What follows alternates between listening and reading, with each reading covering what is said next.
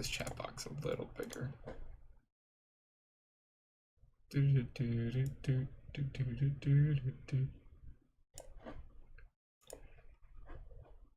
Oh, yes. Alright, how much of this am I reading?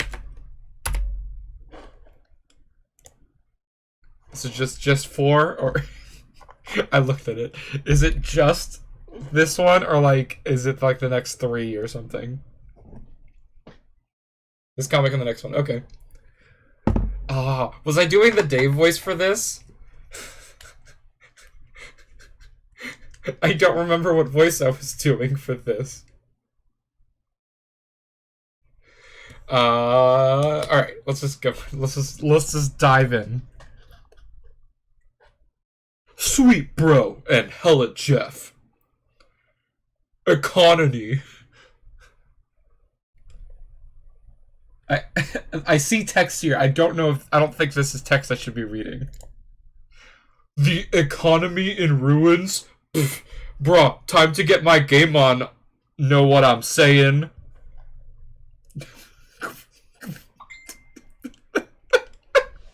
This face. This face is amazing. No. There he goes. The squirrel has his game. I am not joking. What did that guy even smoke? This is insane. The stairs. This is the crustiest. What the? I hate it. What? This is the crustiest comic I've ever. He's got anime eyes that are drawn like with the. I hate when things are drawn like this with the 2 lines and then it's just icky. There's this image but cropped out of an image editor and put back in. That's amazing. Maybe they're right. They're right that sometimes I'm gonna read this properly. Maybe they're right that sometimes video games, does cause violence. He Alright, that was that. Sweet Bro and Hella Jeff.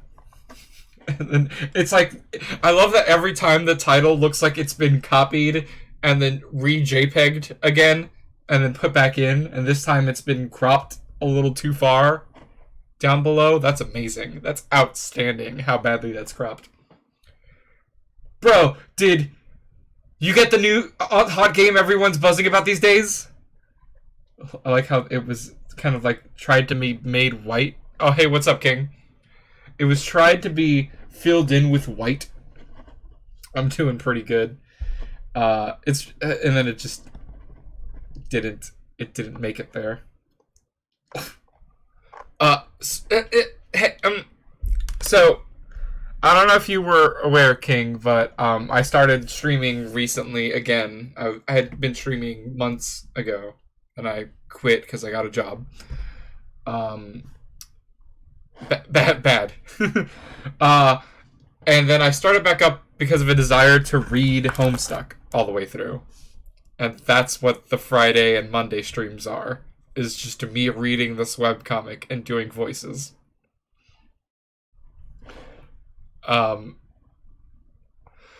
What is Homestuck, though? I mean, so there's about 14 hours or 13 hours of stream that you could watch to catch up on my YouTube channel. It is a webcomic written by Andrew Hussey about some kids that play a metaphysical video game that ends their world and is about creating God. And also there's this. Also, this is part of it. Dude, yes, this is apparently, this is a comic made by one of the characters, Dave, who is supposedly doing this ironically. This is his ironic webcomic inside the other webcomic. Let me read this whole thing over. Bro, did you get the new hot game that everyone's buzzing about these days? Dude, you know I did. You know it. That is so sweet, man. How about a bro hug bump? Okay, how do we do this? And then like 10,000 periods and some commas. Let's do this thing.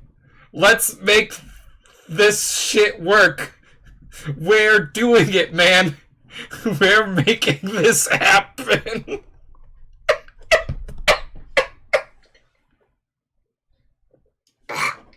All right. This is cancer. I love this, but it's just cancer.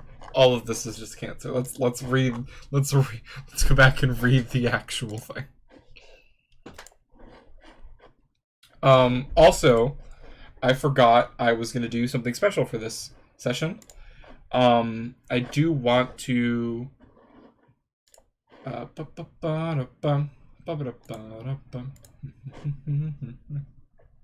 I am going to, instead of using the notepad, I think I'm gonna move on to an actual note-taking program. With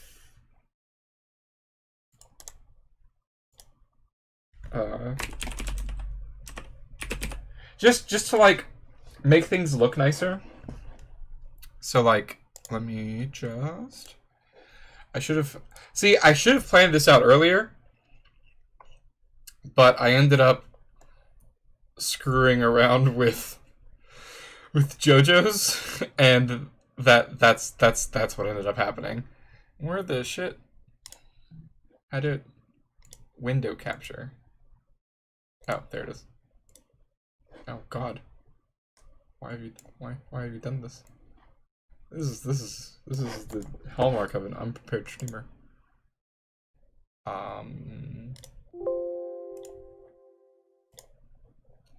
Window capture. New source.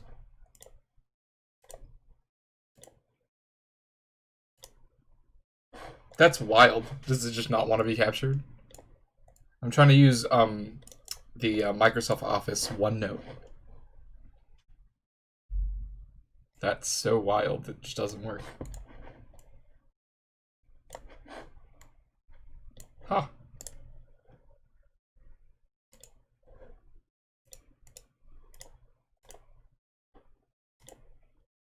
Nope, just doesn't work. Alright. Never mind. I guess I could just do this, but this is like last resort, I guess. So let's start transferring over some notes before we get to reading.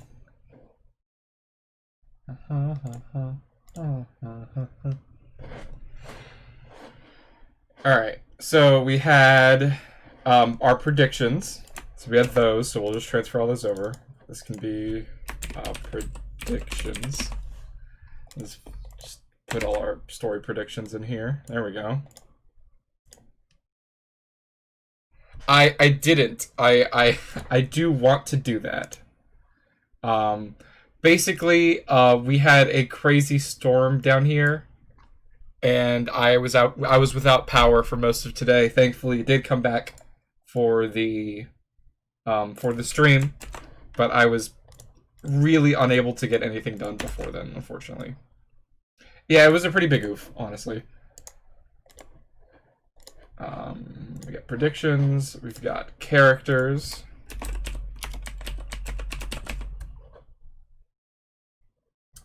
Can I just make this look any bigger? Whoa, whoa, wild.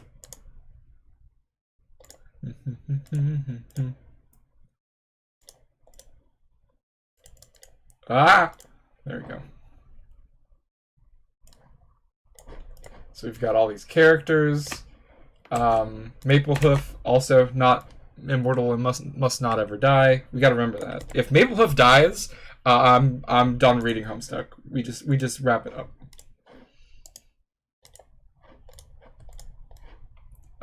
This was all the terms I wanted to keep track of. important terms. So, King, for like an overall explanation about what this stream is about is I read this webcomic, I read way too deeply into this webcomic, and then I expound on theories and analysis and critiques of the work. Basically meaning I just talk for like 100 minutes about what happens in this webcomic that was written in 2008. Dead things list. I am also keeping track of everything that dies. Let me see, space there. Cool. All right, so that exists for now. So I'm gonna reread this page, and then we'll keep going. This is page 439 out of 8,130 something. We've got a long journey. You're still around the beginning, and if you want to catch up and what you missed, everything's on YouTube. Years in the future, but really not enough to write home about. An agitated finger slips mid-keystroke. Where are those? Like, what does this open? Oh yeah, this. He hits the caps lock, which opens this bay door, dropping what looks like a bunch of cans, a potted plant, and a book out. This is the Wayward Vagabond. He freaks out. He's got some beans and mustard. Hell yeah. And a book on human etiquette. Wonderful. You know what? I'm happy for him. He got some cool things. He's got some cool stuff. I realized that I can't hear my voice. There we go. Okay. It does have something familiar on the cover. That is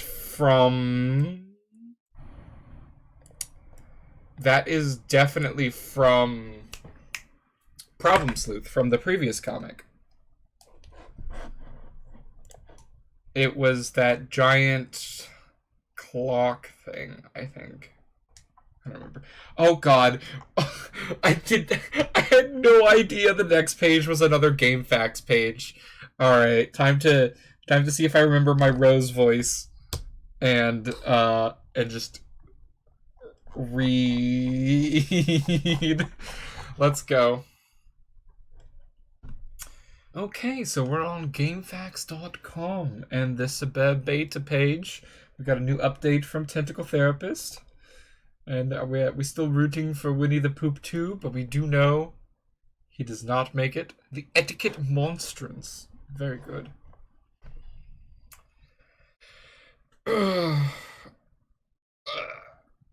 Some bullshit or something. Yeah, I can see that. Part B100, the long and short, the medium too. I may have been a bit hasty in advising you not to bother with the prototyping process. If I spared any detail, it was only to optimize your chances of survival, and if you find yourself begrudging the absence of certain instructions, which if followed would have resulted in your demise, then I guess that makes two of us. Otherwise, you're welcome. But the fact appears that prototyping the kernel sprite before making your getaway may offer the only opportunity to exercise control over your new environment. A place known as the medium. Also, if prototyped with one or two sufficiently, albeit loosely, humanoid and or sentient elements, living or otherwise, it offers the chance to have all this explained to you by an apparitional guide through whatever sort of cryptic, sketchy doublespeak your choice of prototyping elements engenders. In lieu of this, you may be forced to settle for my clear, thorough explanations and assiduous dissection of raw data. Again, don't mention it. If you have made it to the medium with an unmolested vanilla sprite, well, I've already covered the bad news about this missed opportunity, and I will go into this further soon, though to what extent this actually is bad news, I am not sure. I know only the result of my co-player's current configuration, wherein the sprite was prototyped once before before the departure and once after, which brings us to the good news, which is that you can still prototype after your departure and salvage the massively rewarding experience of haggling with an exposition-slinging phantom guide, as long as you avoid prototyping with terribly inept items such as a brass door knocker and your father's pornography collection. What? Rose, please don't tell me. Where is that from? Where did she get that from? Where did she get door knocker pornography collection sprite? Is this speaking from experience? I don't like that. I'd rather not. Rose, let's just not engage in that in the future.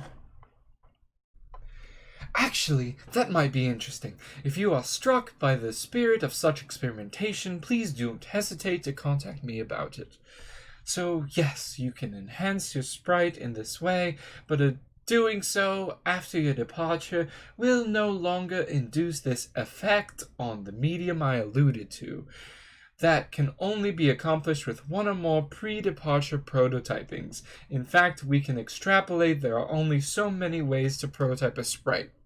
Tiers of prototyping in relation to departure, both before, one after, both after, only one either before or after, or none.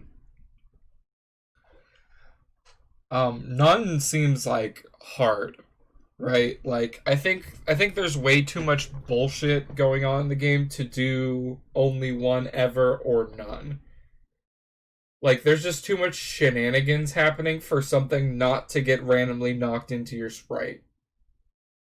So it's probably just better for you to make a wise decision about it, as opposed to like, I knocked my giant Harlequin doll and my grandma into the sprite. Now I got Grandma Harlequin sprite.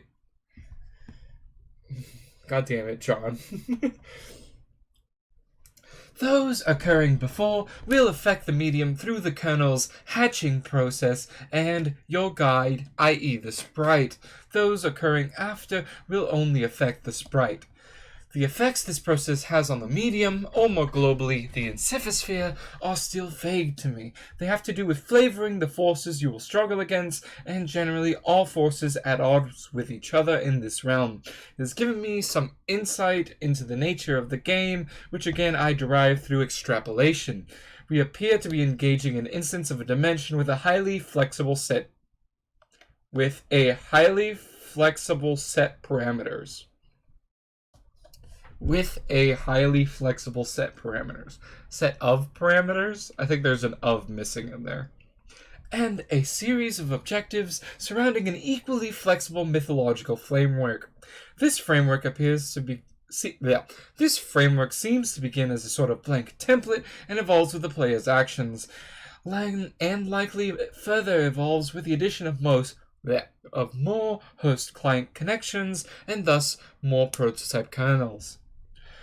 Oh, God, there's so much. I regret to say I can't be much more specific than that without loosely extrapolating further. There are plenty of questions that have occurred to me, however.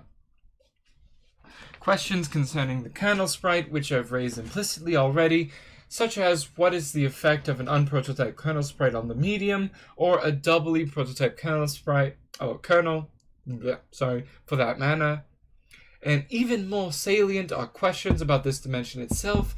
Do all players worldwide make it to this dimension if they complete the departure, or is a unique blank instance of the dimension created for each new player? I have no evidence, but instinct tells me it is closer to the latter situation. There is no indication of any other players present in this realm. Alterations in the realm seem singularly centered on the actions of my co-player and myself. If I had to stake anything on it, I would guess each separate client-server player activates its own fresh copy of an insifosphere, or a unique session, if you will.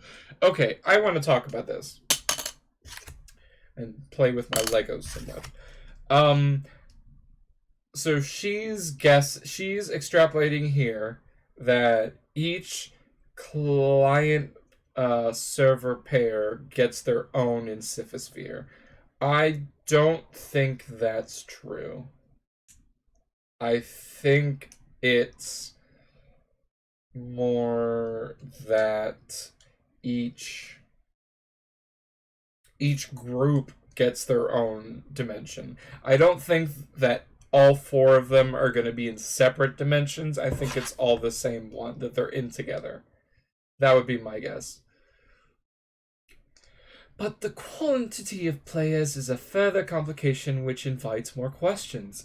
It seems the game was designed to suit two players most naturally, the server and the client, but through a mishap, my co-player and I have slipped out of the obvious tandem arrangement, and the only logical course of action to continue playing is to string a daisy chain of server-client connections together until presumably the chain is complete. Theoretically, we could complete this chain with only one other player, functioning as the server to my client and the client to my current co-player's server, assuming he can recover it. The strange thing is, though, in our instance of a dimension, there are 4 receptacles for divided kernels, not 3. Does this mean we are destined to have a 4-player chain? How could the game know such a thing? Perhaps it does, and if this proves to be the case, I trust I will be sufficiently numb to the realization. And then this is all crossed out. I can consider nothing about this game surprising at this point, and in fact, from the first moments of play, it managed to deviate so far from my expectations that I completely forgot what my original purpose with it was. I had some chances to test information I obtained on good authority during the prototyping phases, but it completely slipped my mind. Instead, the game's catacombs, securing the dark, twisting paths to necromancy, were blundered into rather on accident. But perhaps you don't need to know any of this. Rethink organization, lead may be waist deep, logarithmic, sludge, trimmed down, bleh.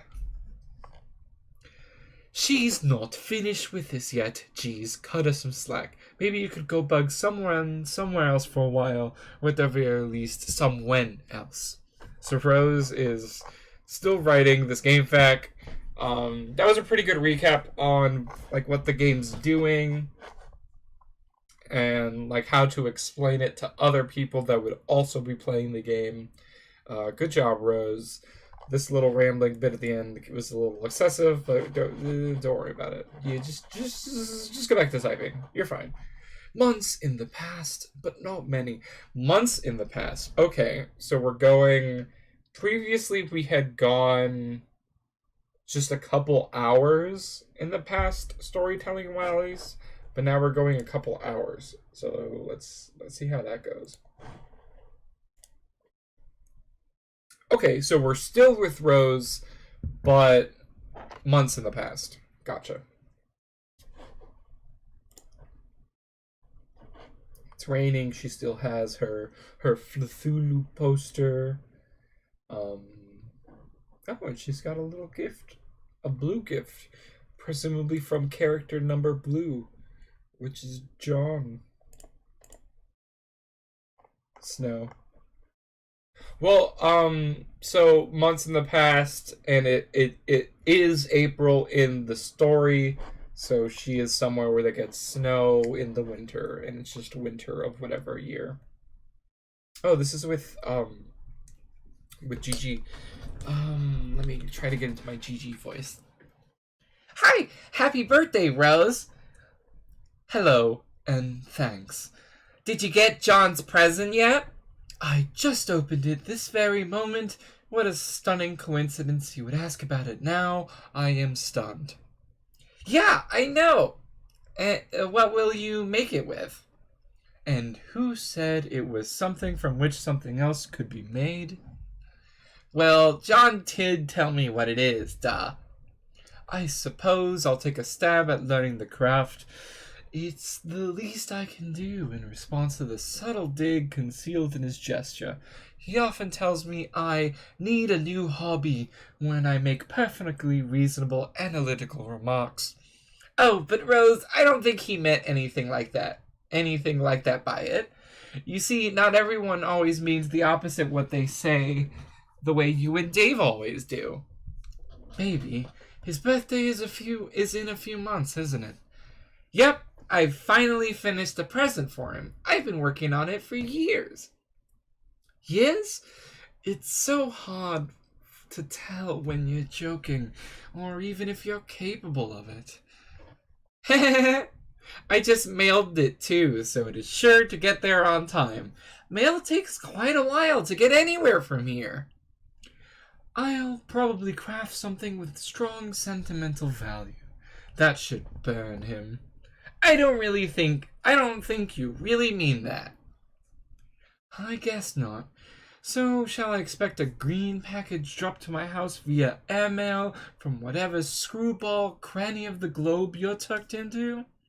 That's weird. So she lives in like a weird place where mail takes a while to get to from? No. Sorry, but you are sort of hard shop for. Sorry, but you are sort of hard shop for. Okay, good job, Gigi. Besides, I have something for you today that I think you will like better than something in a box. Oh, it is a tip. This is already intriguing enough to compensate for the grave scarcity of lavish gifts parachuting from the sky. Please go on. Did you have a pet a long time ago that died? Yes. Okay, well, how did you feel about your cat? Did you love him a lot? Okay, well, I didn't mention it was a cat or that it was male. Let's pretend I'm surprised and you're embarrassed and move on. To answer your question, I would describe my feelings toward the animal as lukewarm. Okay, that's fine. It doesn't really matter, I think. Just, what if someone told you you could play a game that would bring him back to life? So she's an oracle? Is that what's happening? She's psychic. She's a seer of some sort. She is from the future. So she's either a seer or from the future. I mean, both are viable, like, answers to how this would happen. In the context of Homestuck already being weird. But if you were to be like, no sci-fi, if we're going with, I'm gonna stop playing with this.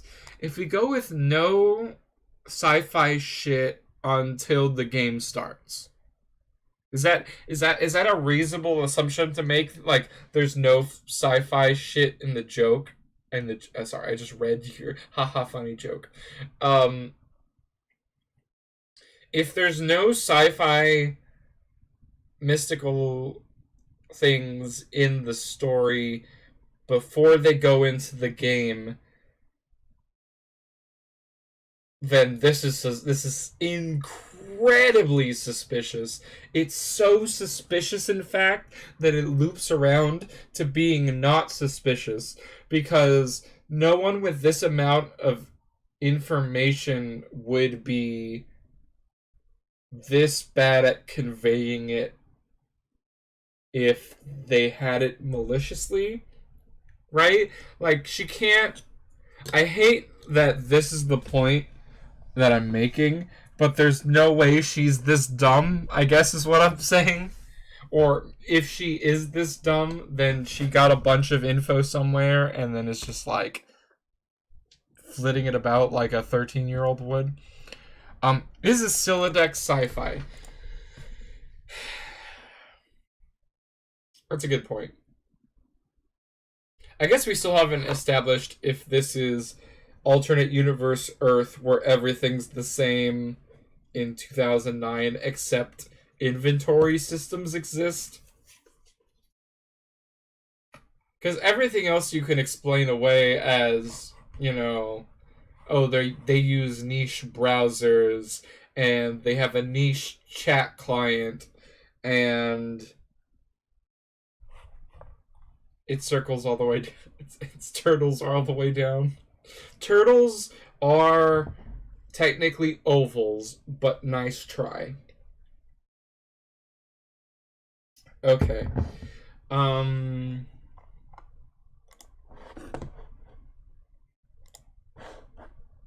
that's not what I wanted to do. I wanted to do this. Is Peppy slash maybe a seer slash oracle slash has more info on the situation than she maybe should. Parentheses, kinda dumb. I did not mean to caps lock that, but we did it. Okay. So she asks if what Rose would think if you could play a game that could bring him back to life. Okay. So I know I should keep reading, but I kind of want to talk about this question. So think about yourselves as in Rose's position. Your friend asks about a loved one that you've lost, be it a dear pet, as in this situation, or a relative, or a partner, or something like that. And they say, what if you could play a game that would bring them back to life? That sounds like the intro to a Saw movie. Or like a character motivation to enter the Cube, right? In the Cube series. Like you go into this terrible, terrible place that has trials and tribulations, but you get to yeah, Cube. Cube is Cube 2 Hypercube. Let's go. But you get presented with a like, if you struggle, if you go on a hero's journey, you will get to see your lost loved ones again. This offer is the exact offer that Hades makes to Hercules in Disney's Hercules, where he can go save Meg. Knowing that, or the idea being that the person making the offer knows that the other person isn't strong enough. I don't think this Gigi character is malicious in that way. This really doesn't seem malicious. It seems super duper naive and very, like, I have future knowledge that this is gonna happen, and I am going to get you involved, but I'm feeling guilty about it. This is her feeling guilty about getting Rose involved in this, and being like, well, like, what if you could see your dead cat again? This confirms to me, I'm gonna say right now, confirmed Jaspers gets prototyped. Like, we had the huge GameFAQs article, that talked about, like focused on bringing people back, and now this conversation, yeah, like 100%,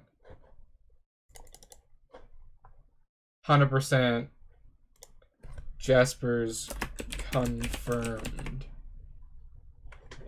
It's just confirmed. Like, Jaspers 100% gets prototype. Hopefully also Maplehoof, so that Maplehoof never dies or becomes a god or whatever's happening.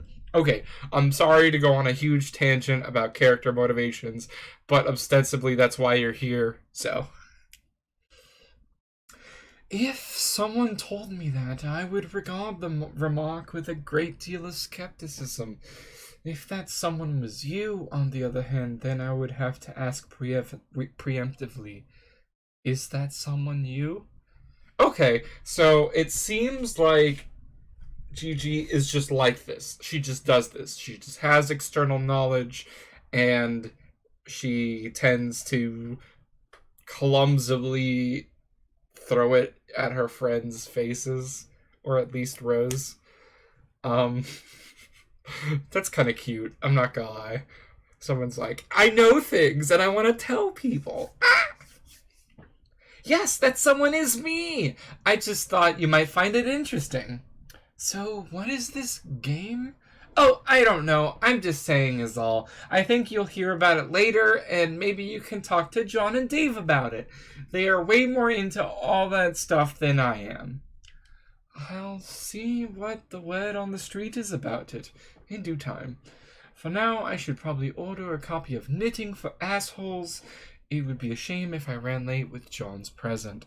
Okay. I don't remember seeing... John didn't have a purple gift at any point, did he? There was the green gift in Dad's car and the red gift with the bunny. Put the bunny back in the box. But I don't think I saw Rose's gift. I guess it would be a knitting of some kind. I honestly don't remember if we have. That's kind of why I'm asking. But for now, we're swapping to Dave, and he's getting a katana. Okay, I'm gonna click on this next page. Funnily enough, I actually had a whole conversation with a peer. Oh yeah, go for it. Just tell me if we saw it and I missed it. Had a whole conversation with a peer who is into programming, talking about Dave's... Okay, cool. Talking about Dave... Oh, now I'm getting conflicting answers. Talking about Dave's Sylladex modus, his fetch modus. We like went over like how it would work and like the definition of mod and all that stuff. It was really fun. And that's some of my favorite stuff, is the programming and game design stuff in the... Oh! Did Rose never finish it? Gotcha. I think it was in her room with the knitting stuff. Okay. You capsuled your katana. 2 + 1 + 2 + 1 + 2 + 1 = 9. Mod 10 is 9. And prepare to venture out into the apartment to retrieve your bro's copy of the game. But first, maybe, just maybe. So, before we move on to the next page, which is Retrieve Dead Bird, cool. We've got his katana for his blade kind. Strife Specialist, which is weird that he didn't put it into his Strife deck. It's in his Capsulog deck. That's weird. But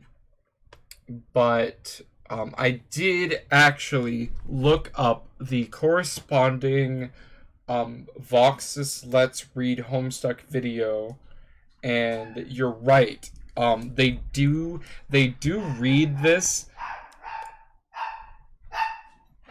Is that...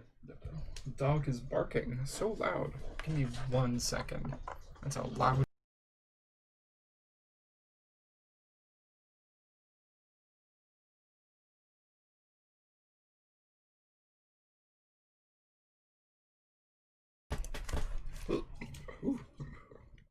Ah! Loud dog has been pacified. And but I watched the Voxus video, and they do read this as 9 divided by 10, or 5 divided by, and I was like, it's not divided by. It's bad. You can't say 9 divided by 10 is 9. That's not how math works. 9 divided by 10 has a remainder of 9, which is the mod function, but I went over that last time. Dave, retrieve dead bird. Alright, so we have a sound one. And it's a YouTube video. I guess we're watching a YouTube video. I can't believe that's picking up on my audio.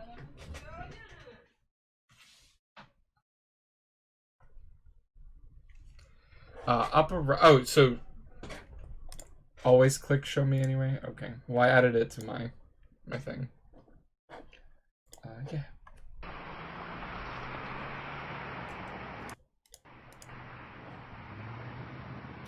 Dave.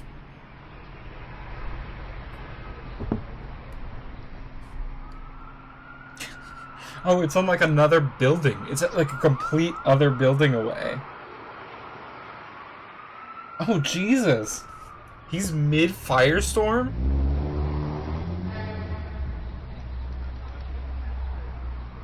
That's wild.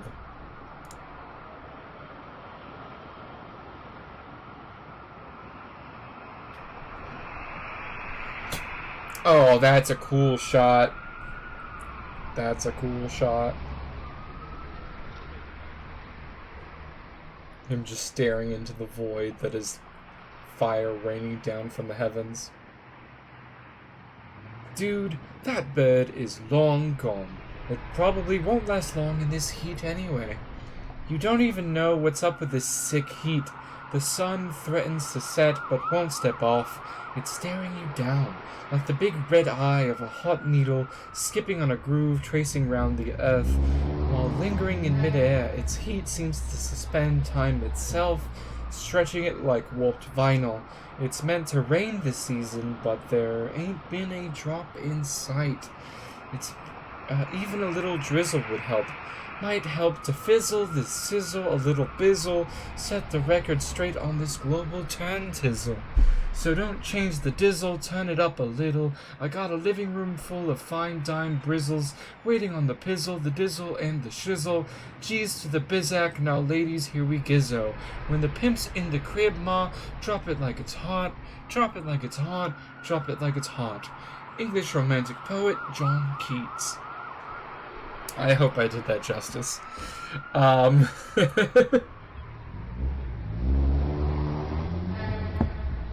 Okay, so something I really like here is the analogy, the time itself, stretching it like warped vinyl, and then he obviously has the vinyl record motif.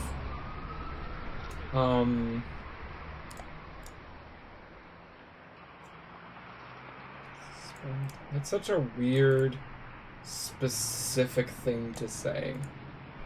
And also, actually, huge point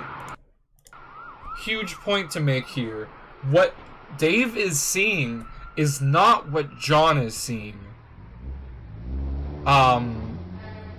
John very clearly saw a symbol of a sun that I had speculated was not the actual sun.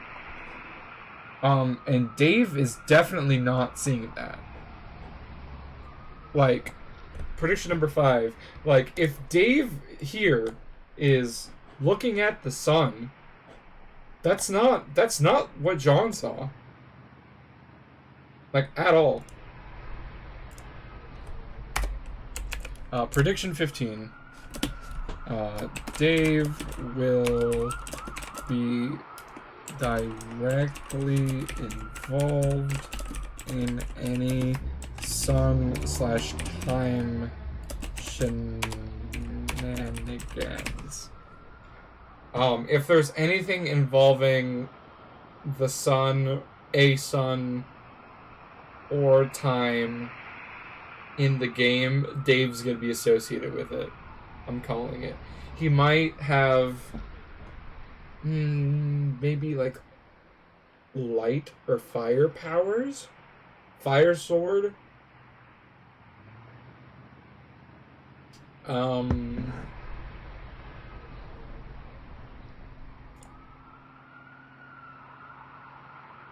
Yeah, okay. I'm done. I'm done with that for now. Dave, exit your room and go into the living room.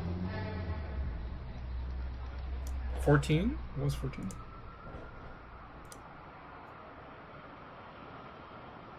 Oh, that was last stream. I'm pretty sure I did that last stream.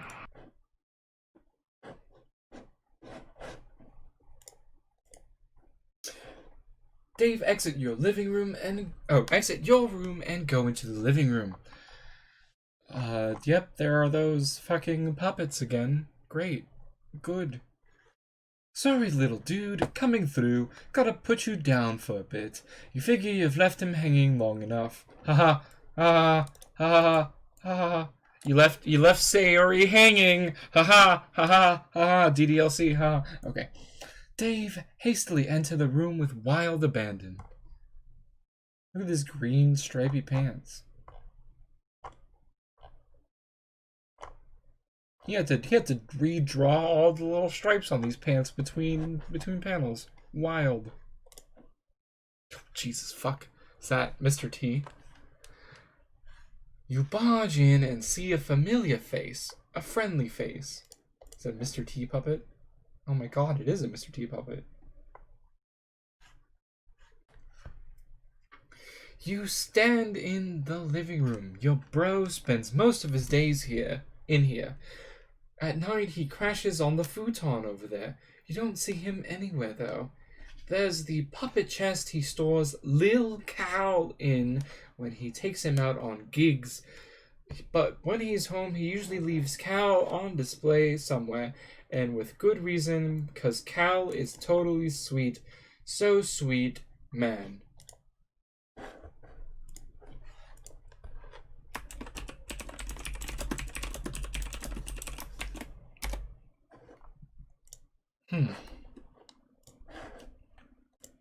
Well, I mean, let's just Lil Cal. Like, his name's capitalized. I'm just putting that there. Also, Dave's brother doesn't have slash gave the only bedroom in the apartment to Dave, and then just lives in the living room, which is like a total. That's such a big bro thing to do, honestly. Like, I'm getting like pretty good vibes from bro in this situation. I don't even know, is bro here? No, I didn't even put bro here. Bro gets a character.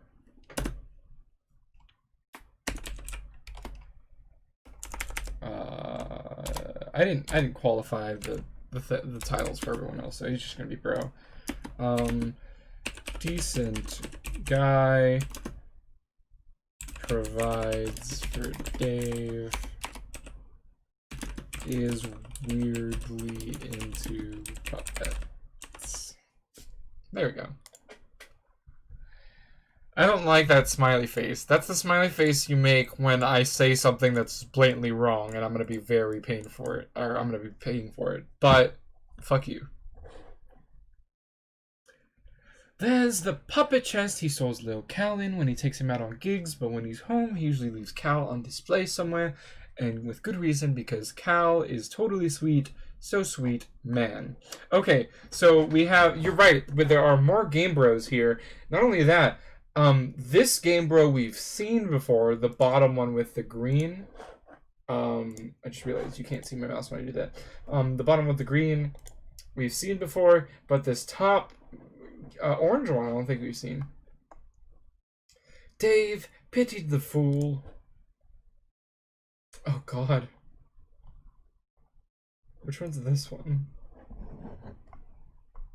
Chuck Norris, okay. There's a handful of puppet ass, a purple Game Bro, the Suburb Game Bro, and a that's funny. So this is very clearly an Xbox 360 controller. That is a DualShock. That's 100% a DualShock. Why would you do this, Hussy? Why would you? Is this intentional? Are you triggering me? Would you? Why would you? Why would you do this to me? That's 100% a DualShock 3 because of the it's like handle curve for the control stick, curve for the control stick handle. Like it's 100% a DualShock. Oh, there's a blue Game Bro up here. Man, why would you just leave Game Bro magazine laying around your house? I have so many like official Xbox magazines. I have them all sorted and lined up in order, not strewn about my room slash living room all haphazardly. Why is Mr. T and Chuck Norris puppet cuffed together? Sorry, I just talked about a bunch of other things and glossed over the fact that these two puppets are cuffed to each other. Also, holy shit, they're on a massive soundboard. Like, I'm gonna call Hesse out on something, and that these connections aren't and to use his terms, they aren't copacetic with the soundboard mechanism. Like there's way too many inputs here for that's just bro stuff. Got it. So I should just dismiss it. We're just not gonna talk. This is bro. It's bro, dude. You never like cuffed your Mr. T and Chuck Norris puppets together, bro? Like, come on, what are you gay? Bro.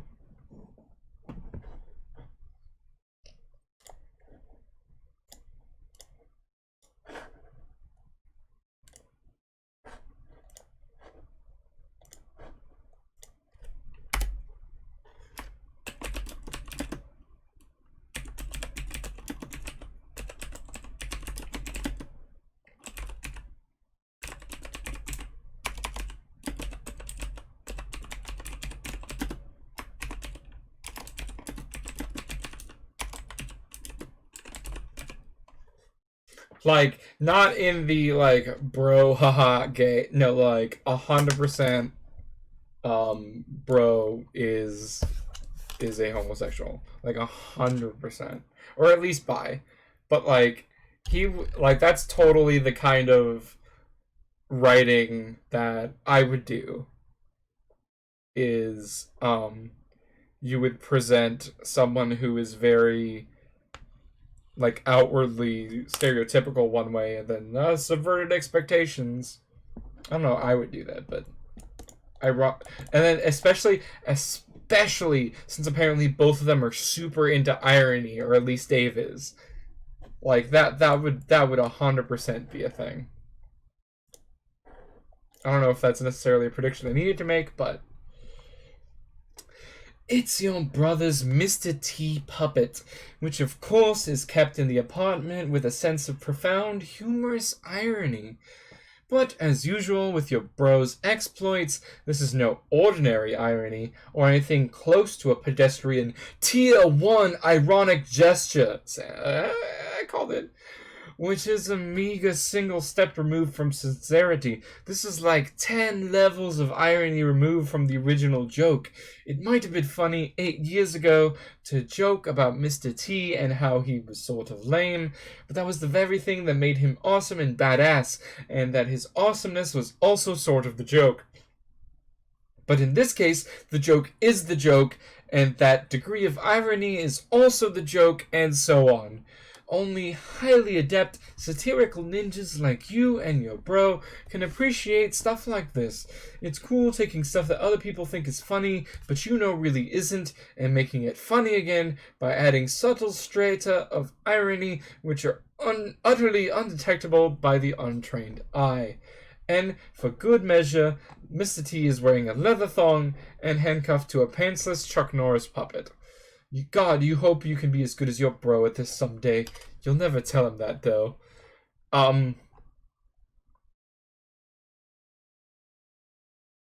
So, the original joke is that, haha, Mr. T is lame. But then also, haha, I have a puppet. Also, haha, he's wearing a leather thong. Also, haha, he's handcuffed to Chuck Norris. Also, the Chuck Norris he's cuffed to is pantsless. Haha. Also, I leave them around my room. Haha. Also, I pretend to genuinely enjoy puppets, and these puppets in particular. Haha. What's that? Like seven? Seven ha-has? I wasn't counting. I should have been counting.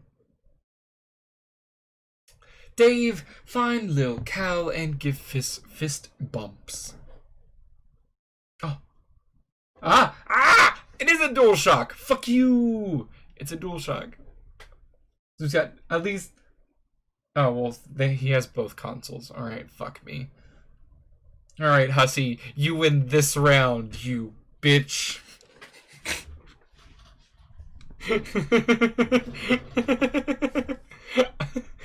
You bitch. God damn it. Fuck. Also, there's a puppet shoved under the thing. God damn it. I was so I was so ready to fucking call Hussy out on the like IKEA, what is it?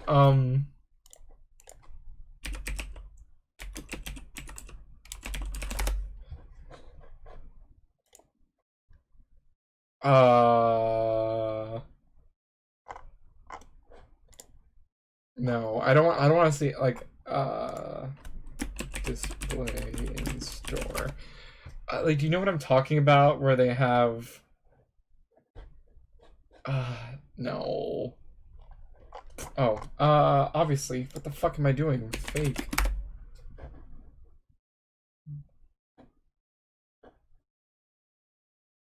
Damn it. Okay, I don't think I'm gonna find a picture of what I'm talking about. But have you ever been to an IKEA? So if you go to an IKEA and you see one of those console like entertainment things, they usually either have obviously they have like a fake TV. They don't have real TVs most of the time. Sometimes one setup will have a real TV, but usually it's like a fake monitor or TV, a fake console or no console, and a fake controller. And those controllers are either they're no with no exceptions, it's either is that a thing? I want to see that. There is no exception. It's either an Xbox controller, a PlayStation controller, or a controller that doesn't exist. Like a non-existent fake idea. So like some kind of like population hallucination of what a game controller looks like, and it just ends up looking like a shitty Mad Catz controller. And I wish I had a picture of it. So I was gonna like call Hussy out on doing the IKEA thing where they have like a bunch of controllers and no console, or the wrong controller for the wrong console. Yeah, the Segtendo PS box. But no, he got me. He got me. He has the actual shit and this like fucking massive subwoofer. Jesus. This looks like it's scaled up. Like, I don't think that's actual size. And a poster of a puppet thing. Game, bro. Cal's nowhere in sight. All you see are a bunch of your bros, weird nude puppets, strewn around haphazardly. You guess these things are kind of cool, sort of. Okay, so I do kind of like that Dave is like, yeah, my bro's super cool and 10 levels of irony, but also like I don't get the puppets. Like the puppets are totally cool. Don't get me wrong, right? Like, but they're not. I mean, Dave's gonna play a game on the Xbox, so I guess he can.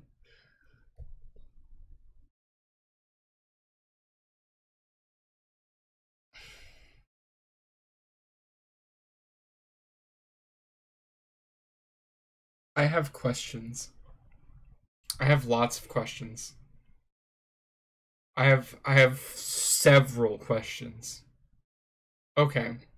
What to address first?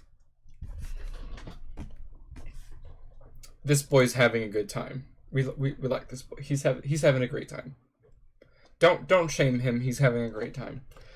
Wizard puppet. Wizard puppet.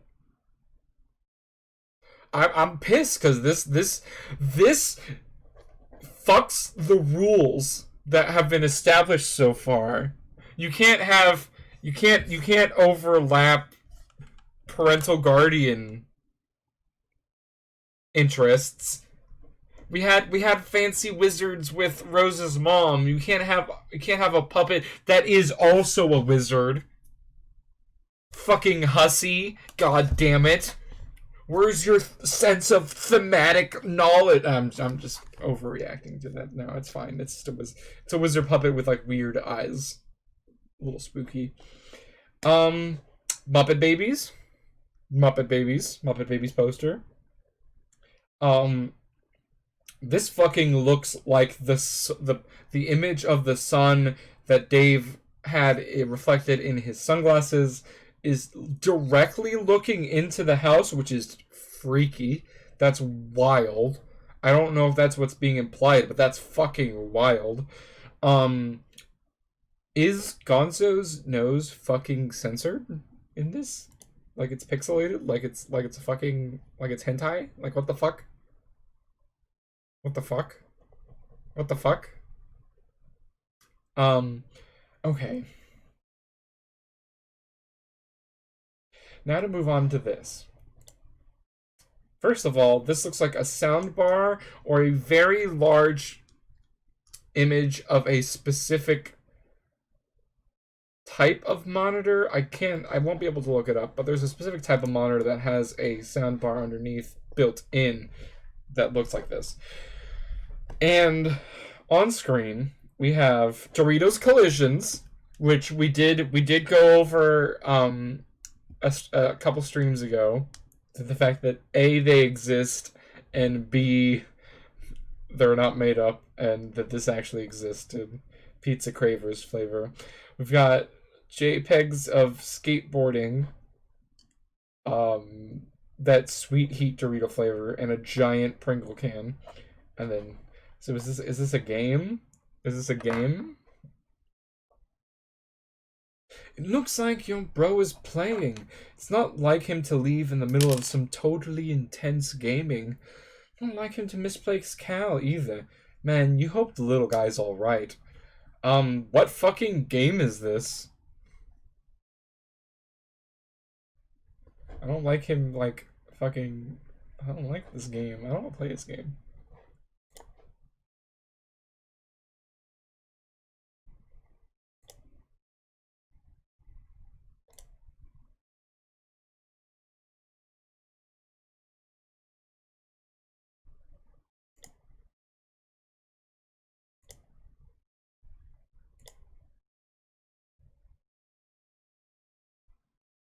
This section of the comic is making me uncomfortable.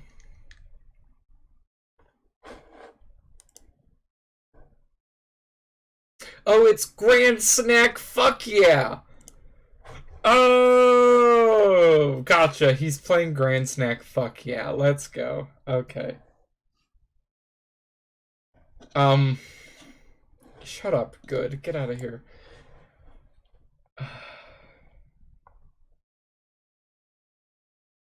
This guy also having a great time. Don't shame him.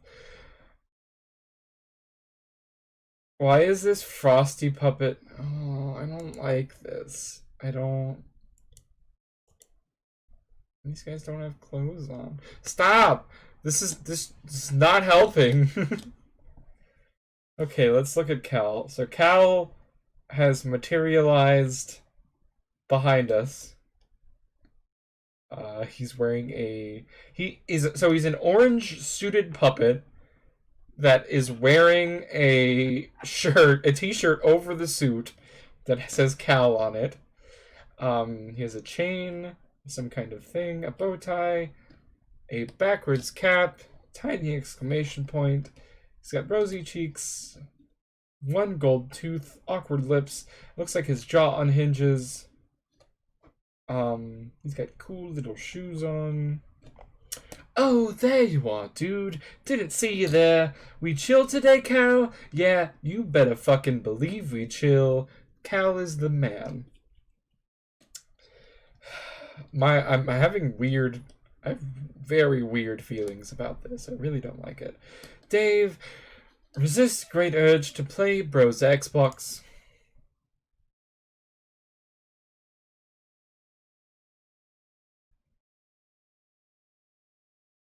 You can't see me squinting at my screen right now, but that's what I'm doing.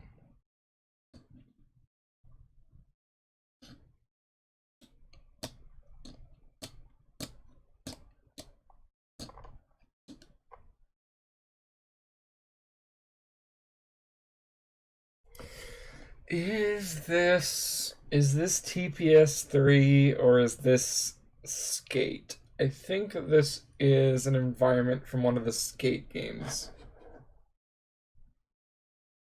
Dank, bruh. How do you only have 3.5 Doritos out of 4, Dave? Come on, you're getting hungry. Your hunger meter's off the chain. Now I want some Doritos.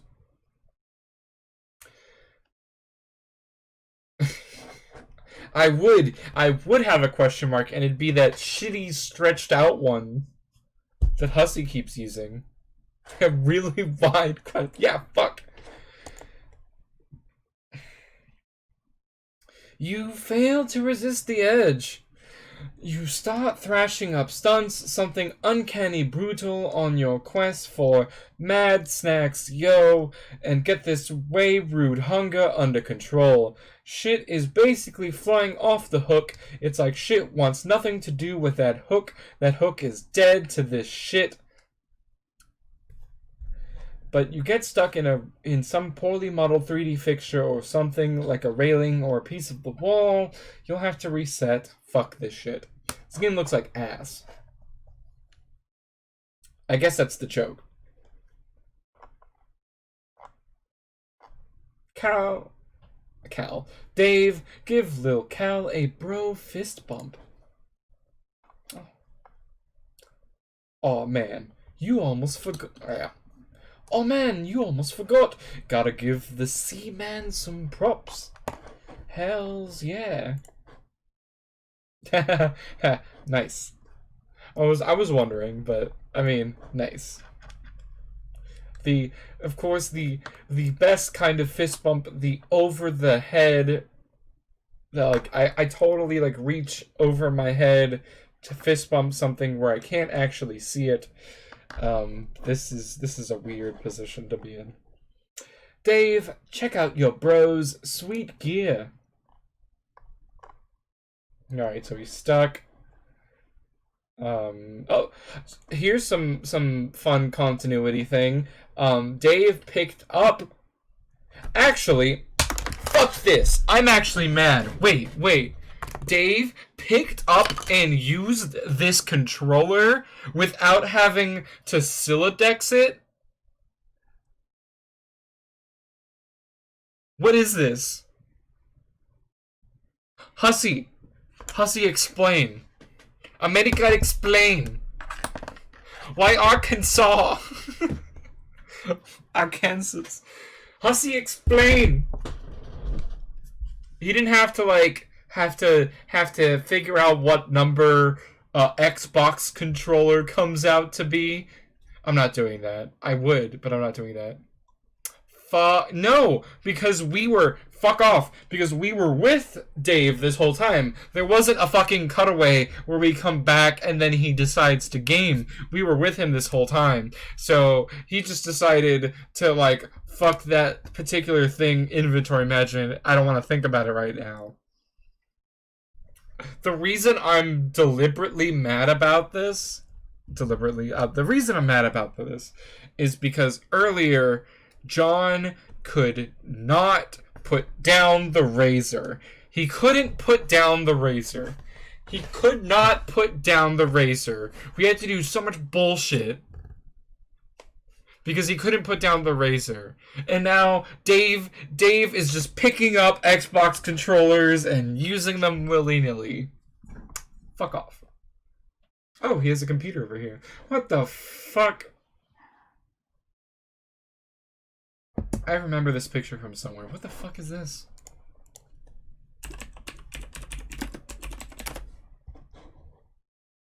That's absolute. What the fuck?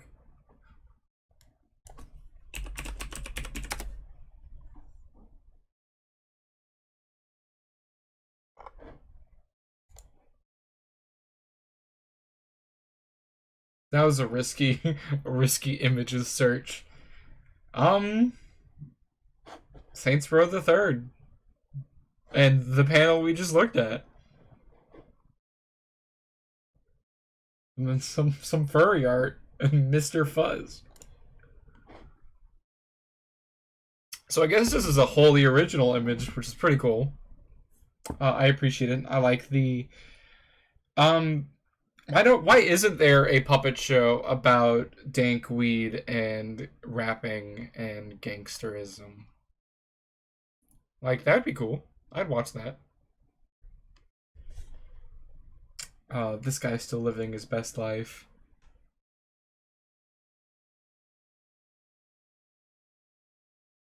Yes, so it would be 4. Does Dave have something in slot 4? Oh shit, I wish I could pull up his inventory. He might have something in slot 4, which makes this even fucking worse. I'm checking. Cause then, oh god.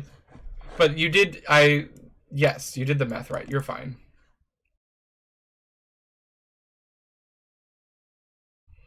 So yeah, because 24 mod 10 is 4. You're right about that, Al. I'm proud of you. Yo, bro has so much sweet gear. It's hard to keep up with it all sometimes. Here's his computer setup. He's usually got a lot of stuff cooking on here on any given moment. Since he's not around, you might as well sneak a peep. Oh, hell yeah, let's raid his computer. This looks like a Mac. Which would make sense for a image, movie, or audio production setup.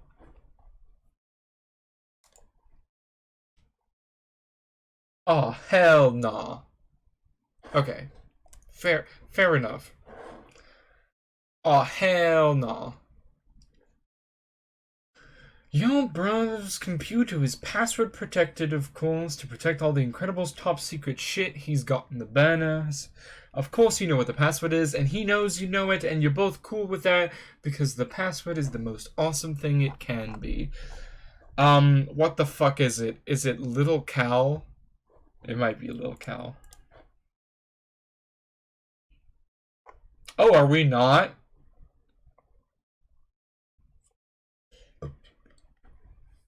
It's 6 letters. It's six characters. The password 100% is Lil Cal. It has to be Lil Cal. You enter the password. On the desktop is a hodgepodge of unnamed folders to store all the stuff he's working on. No one can decipher his organization system but him.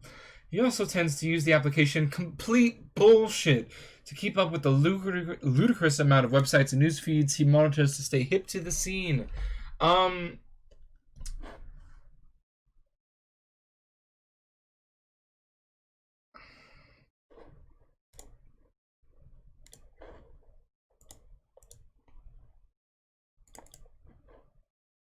Give me 1 second.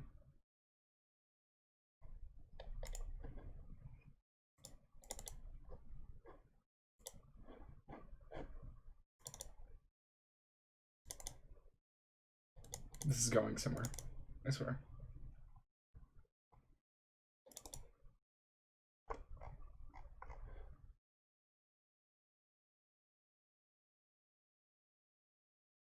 Oh, I might not have it saved anywhere. So I am notorious for this. I actually do this shit. I do it so bad that whenever my desktop gets out of hand, I tend to take everything on my desktop, put it into a folder, date it, put it into a external drive, and then I just have like all this new folder shit with a bunch of stuff layered, dated in an additional external drive. So if I want to find something, it's I'm the worst. I can't. I'm not very well organized. I do want to either play or access the Delirious Biz Nasty app. Let's open some complete bullshit.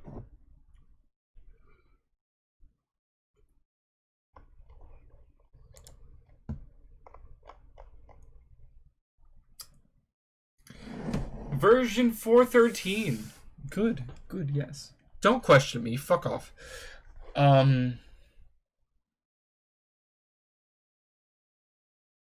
Guess what? Fuck you. I'm reading all this shit, hussy. Okay, so on this side we have it.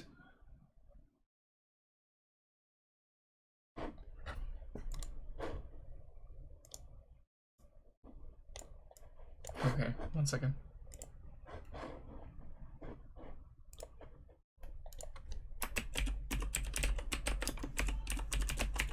So I'm going to use this page for things I think are complete bullshit and also to transcribe these. So we have, is that an I or an L? LTOLDYOUNN.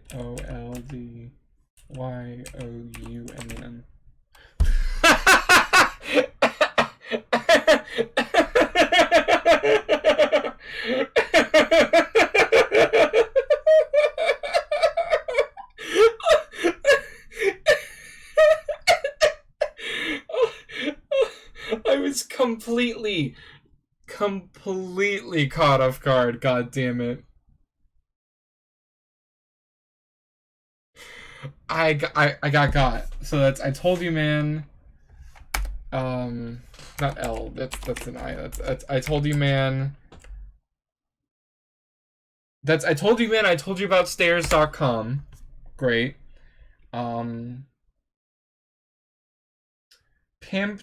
Pimped out puppets.com. All puppets, all pimp. Holla. All puppets, all pimp. Holla. Okay. Then we've got YouTube.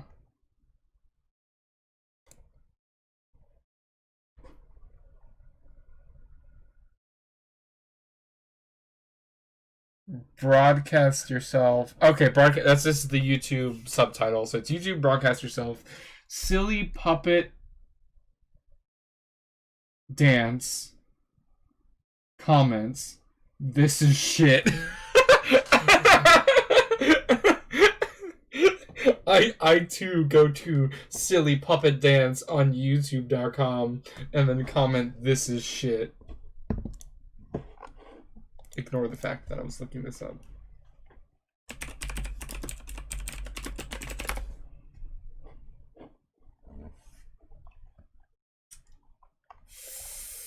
I don't know. Hussy. You should have put funny puppet dance. It was deleted? No.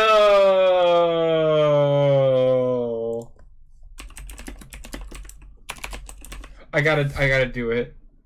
I gotta do it for the fans. For the fans. I will leave the comment. I will leave the comment on the video. Oh, fair enough.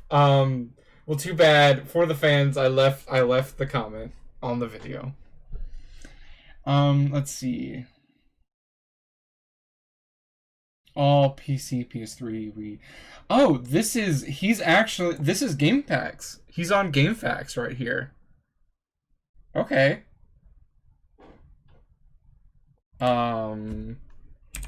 Puppet Pimps YouTube Game facts. Okay, okay. Best of 2008, 2007, 06, 05, advanced search, Sony, PS1. Okay, I don't know what website that'd be. Maybe Kotaku. Tony Hawk Ride rolling out peripheral. Tony Hawk Ride. God damn it. Alright, can we talk about Tony Hawk Ride?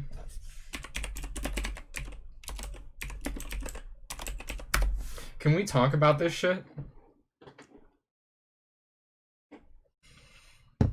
Did you guys play this? Did any of you ever play Tony Hawk Ride?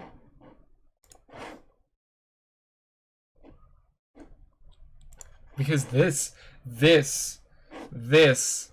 was wild. This was wild. And then the sequel, Tony Hawk Shred. It had a sequel. It was on the Wii. Oh no, no, that's what they're playing. No. Look, the Grand, what was it?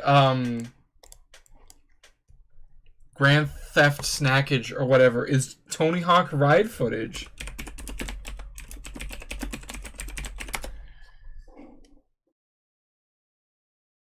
Call me Kevin. Okay, wait. Okay. I just want to see gameplay. I just want to see gameplay. Board and yeah, so this is footage from Tony Hawk Ride. It's kind of wild because you couldn't actually do like kickflips, or I mean you could, but like the game wanted you to do certain inputs on side to side that resembled the inputs you would make on the actual skateboard. That's wild. And you would have to, and it had sensors to the left or right, so you had to physically kick. And this wasn't a Kinect game. It was specifically the peripheral. But hey, I guess if you were wondering what game the hussy got that image from, it was from Tony Hawk Ride. Yes, it is on rails. There's literally no other way. You could you have some like leaning back and forth. Obviously we can see right here leaning back and forth control. You can ollie, you can manual, you can do all the stuff. But yeah, it was basically on rails. And here's their, yeah, like obviously, but you did have to do some physical skateboard stuff. It was incredibly interesting and really advanced, but like just very unnecessary. Like we didn't need this game. I don't know what this is. Tony Hawk Ride was wild. The game I played that was very similar to this was Sonic Free Riders, the Kinect version. That game is A, underrated, and B, has probably the worst menu system of any game ever. So once you get to the game was fun and good and responsive, but getting to the game was a nightmare and impossible and not something anybody could actually do. And for some reason, you couldn't fucking use the controller to access the menu. You had to only connect menu. It was bad. All right. So weirdly, even though in universe, the game they're playing is what was it? What the fuck was it again? I closed the link. What the fuck was it? Fuck. This thing. So in universe, the game that Dave was playing was Grand Snack Fuck Yeah. But this is also a universe where Tony Hawk Ride exists, isn't out yet, but also Grand Snack Fuck Yeah is just Tony Hawk Ride with regular console controls and product placement? Weird. Very odd. Very, very strange. Let's see. Original. Check March.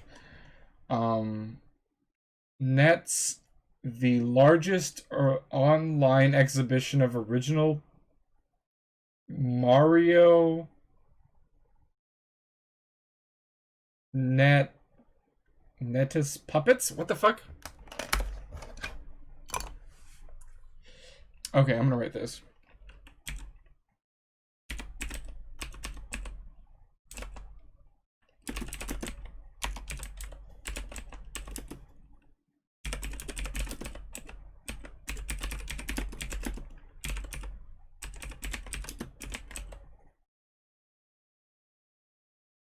Oh, is that March? I don't know if I'm reading this properly. Puppets, antique. Yeah, this is like a weird. Okay. So it's another puppet website, a Czech puppet website apparently. I don't know. Well, here's just fucking IGN.com. So there's that. He's just on IGN. Puppet porn from March 31st, 2008. Body tonic. Puppet porn in a time where it seems acceptable for artists to smoke crack, gang bang, shoot each other, and parade every. I'm sorry, Recursive. I'm talking about puppet porn right now. I'm moving on. Home profile application. I don't know what this is. This is like Facebook. This has to be just Facebook. Sweet Bro, Hella Jeff. Review of Game Bros March issue. Wikipedia. Wikipedia for Puppet. Of course, he's on Wikipedia for Puppet. Plush Rump. Your one stop for the plumpest, plushiest bear rumps this side of Jim Henson's most sordid fantasies. I'm gonna read that again. Your one stop for the plumpest, plushest, barest rumps this side of Jim Henson's most sordid fantasies. I don't like bringing Jim Henson into pornography. I'm actually super against that. I don't think that's like an insult to the man, right? Like, Jim Henson was crazy. He worked his ass off and was an asshole sometimes, but like, I don't think we need to drag his name through pornography. I really don't. That makes me kind of sad.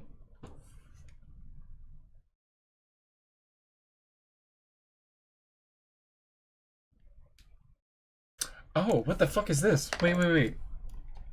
Skya.net.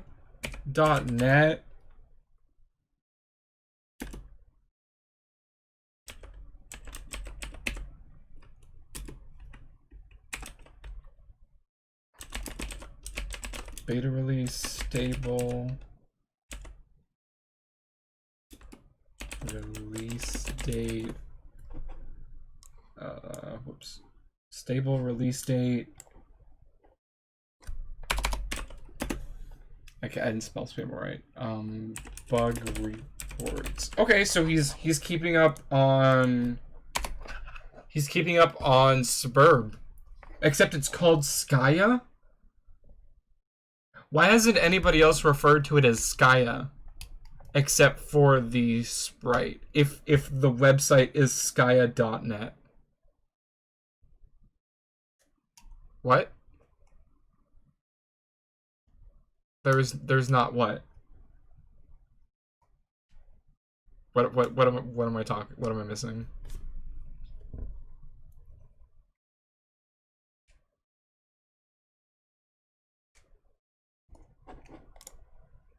What is that? That's a dot. I'm gonna fucking zoom in this shit in. What is that? It's in the same format as all the other dots.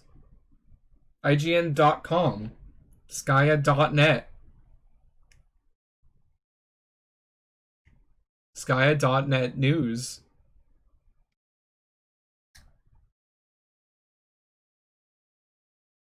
So just SkyaNet news feed? Okay. CNN.com. I guess this dot's a little different. CNN.com, breaking news, US world. We at... Oh, the meteor strikes. Enter...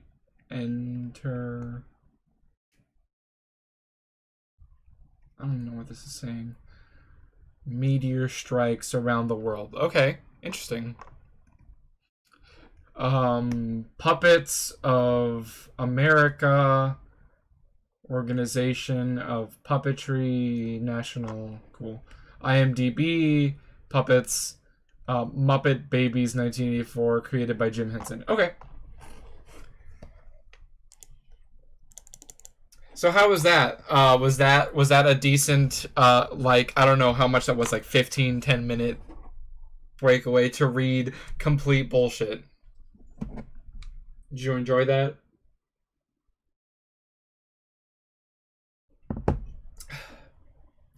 Dave, check if Sweet Bro and Hello Jeff has a sweet update.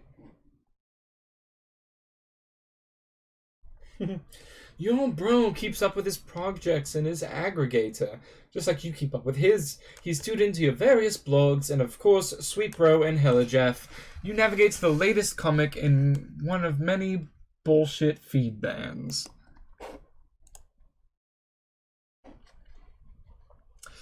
Alright, we're back. Sweet Bro and Hello Jeff.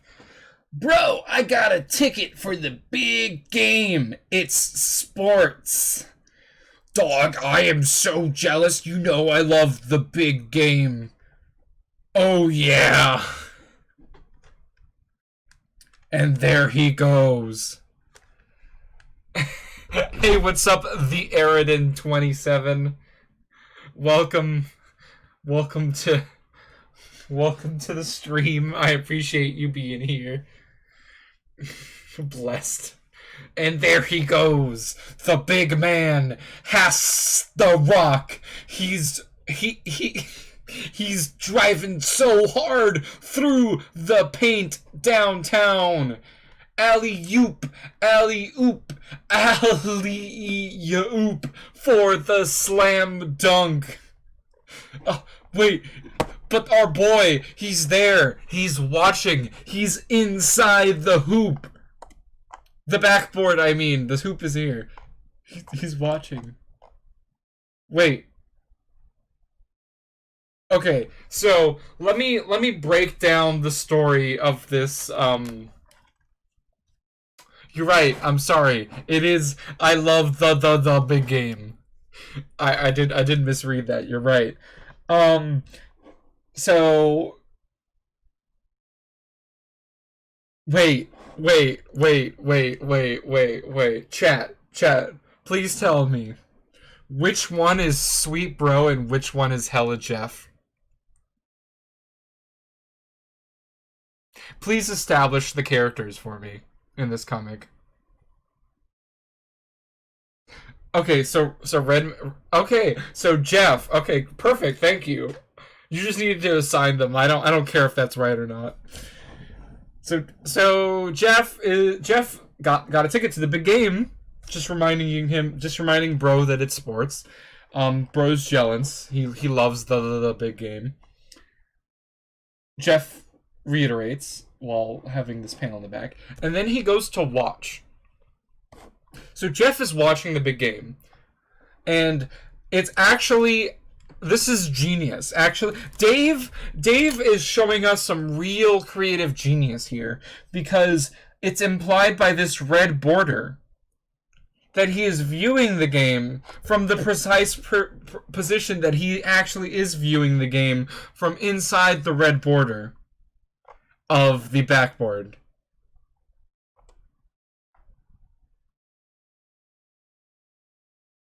So you see, Sweet Bro and Hella Jeff is creative genius, and this is the kind of shit I should make a completely in-universe Sweet Bro and Hella Jeff like review video for YouTube where I take it 100% serious, like Dave has people in the comic actually take it serious. And just like marvel at the creative genius. Thanks. That's that. I mean that kind of like gets broken by this panel and this panel not being red, but every other panel is red. Like this one, and this one are all red. If these were red, it would just make it like 10 times better. Also, he's only wearing one shoe, and his shoe changes color from yellow to red. Thank you. Should I read the next one, or are we back to Homestuck? Do we go back to Dave after this, or do I? I know there's like a shit ton of them, but Homestuck? Okay. Also, Eridan, the Eridan 27, you did miss 15 minutes of us reading exactly every article, every page open in complete bullshit. You did miss that, unfortunately. Only the best concept. And then a dissertation on Tony Hawk Ride and Hussey being implicated in copyright infringement. Oh, I'm going to upload all this. This is all on YouTube if you wanted to go back and watch, or if you already have. Dave, mouse over the orange stripe containing plush rump. Oh, do we have to? I don't want... That was actually the tab I was least interested in. Was the, like, Jim Henson Sorted Memory. Fair enough, dude. You live your life. Nope, there it is. Oh, here it is. We're reading the whole website. Plush rump. Gallery. Live video. Marionette. Bunraku. Plush. Foam. Felt. Marote. Senior Wences. Chin face. Chin face. The Eridan. Nice. What the fuck is chin face? Okay. Tony Hawk Ride. We had that conversation. Bunraku? Oh, traditional Japanese puppet theater. Fucking amazing. That's sick. I like that. Marote sound. That sounds like French. French. Dab. You can't see me dab. Yeah, that's sick. Fucking. I'm not gonna Google chin face though. I'm not doing that. That's a risky Google if I ever did one. So there's puppet cams. Go on the free tour for all the fuzzy, fluffy, frolicsome fun that you can stomach and more. Puppets. You got a couple butts. You got this guy having a good time. We've got an elephant and monkey man. And we have a soft ass who joined the chat. Foam friend says, hi, soft ass. Quivers, foam proboscis. Oh, and then like action. He quivers, foam proboscis at soft ass. Limp legs akimbo, which is a reference to the Harlequin puppet from John earlier, right? I'm like 80% sure. He says, bet there's a lot of give to that ass. Soft ass says, bounce a coin off it. It's not going anywhere. Foam Fiend says, yeah, bet that coin will take a good nap there. Great. Thank you for...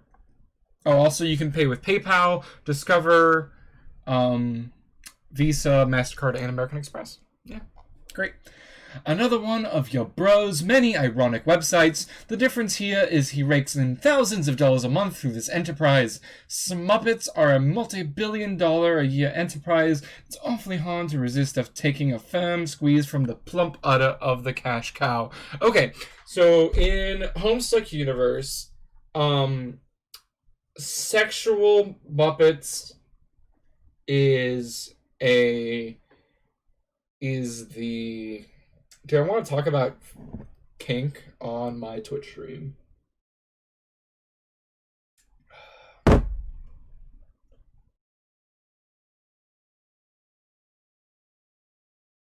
I was gonna say it looks like it replaces the actual Muppets. It looks like it replaces like a furry style fandom. Let's not say we didn't. Okay, perfect. Dave, stop wasting time and look for Bros Beta. God damn it. See, I want to say we don't, but like it's clearly part of the story.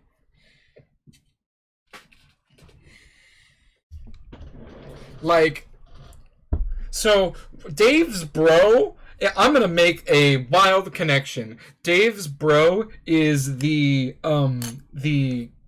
artist, the digital artist who cannot get commissions and then has to turn to drawing furry porn. That's what Dave's bro is. Like, maybe he just genuinely enjoys Muppets, but he's like, man, there's too much money in porn to not do it. So he sets up a website and then has PayPal links on it. You guess you've messed around on his computer long enough. Better get a move on before it's too late for Rose, or worse, your bro catches you. But my god, the rumps. They are transfixing. You know, this is ironic and all, and your bro reaches echelons of irony you could only dream of daring to fathom. But on rare occasions, when your guard is down, it all seems just a tad unsettling to you.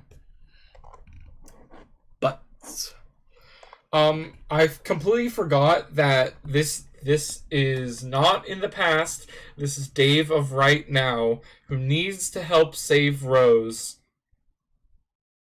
but took time out to A, play grand snack fuck yeah, and B, look at puppet ass. Dave, you're an outstanding character. I'm really glad you're here. Let's just pile on more fucking dumbass fuck aroundy to the John pile, because we have John. John is like 8 out of 10 on dumbass fuck around. Dave is like he was at like a 4, but now he's at like a 9, and I can't.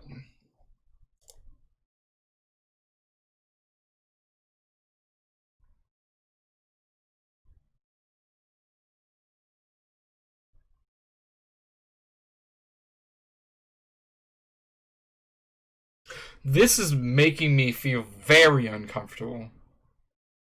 Stop. Stop it. I don't like this.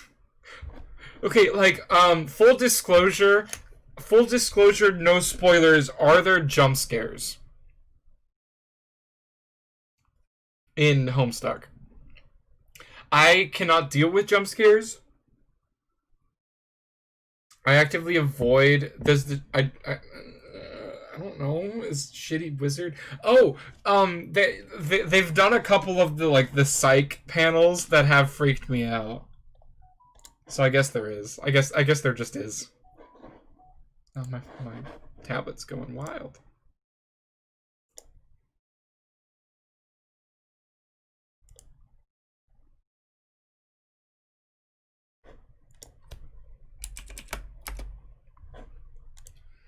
Um.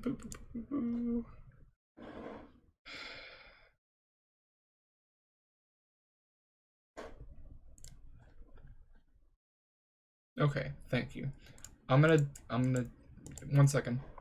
1 sec. Sorry. 1 second.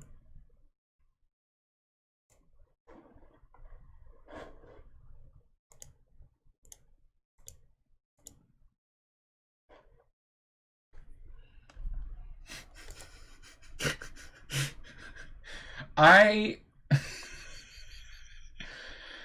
the eyes were too realistic for me to not check for something in the reflection. I'm sorry.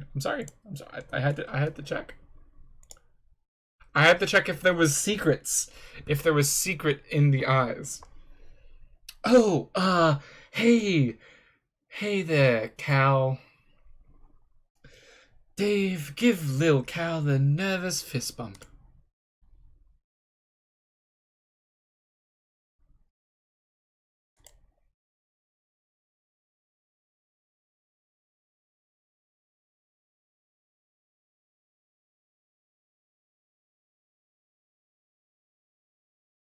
You are sort of starting to flip the fuck out.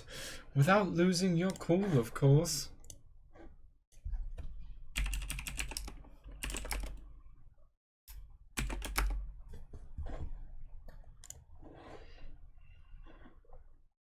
It lords over time as God Puppet.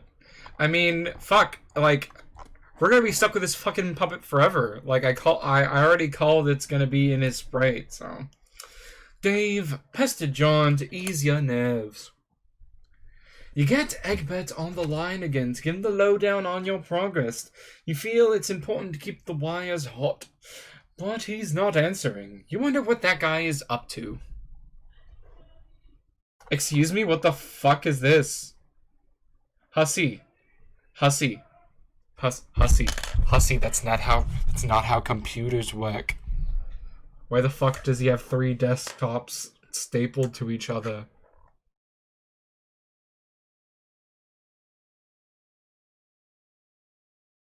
What the fuck?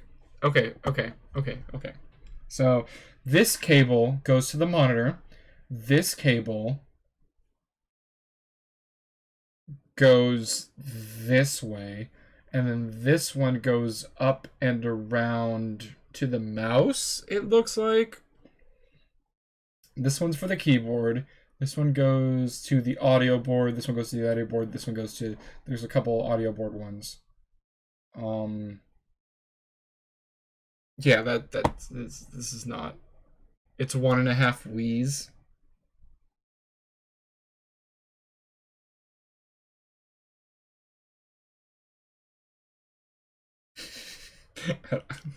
Sure. I'm just gonna move on. Oh, we're back with John. He's standing the... Oh, this is pre-bucket. Oh, haha. Nice. This is pre-bucket falling over. Hey, what is up? Oh, God, that was way too early. Hey, what is up? What happened with the monster that is totally definitely in your room? Did you kill it? Where are you, man? Anyway, things are cool here. Totally cool. Puppets are still awesome. No problems with him or anything. Just really, really awesome. I do have a mason jar with me, full of water, not apple juice, unfortunately. I don't really like apple juice, but it is full of water.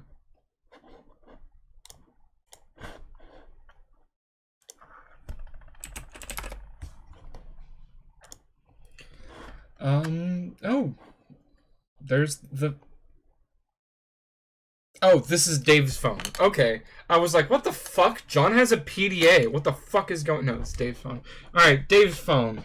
He has his browser. What is this? This looks like video game art of some kind. Is it iPhone 2? iPhone 1?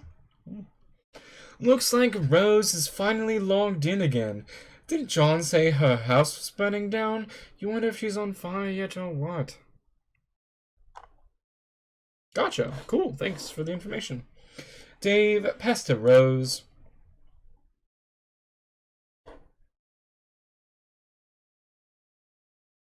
Oh, so this is her post game facts updating. Oh, there you are. John said, whoa, okay. I started reading, but, excuse you, actual art? Fuck off, this is art. Don't be mean to Hussy. Actual art. That's mean. Don't do that. This is art. It might not be standard art, but this is art. This is art. This is a play. Plays are art. Oh, there you are. John said your house was burning down. Are you on fire yet or what?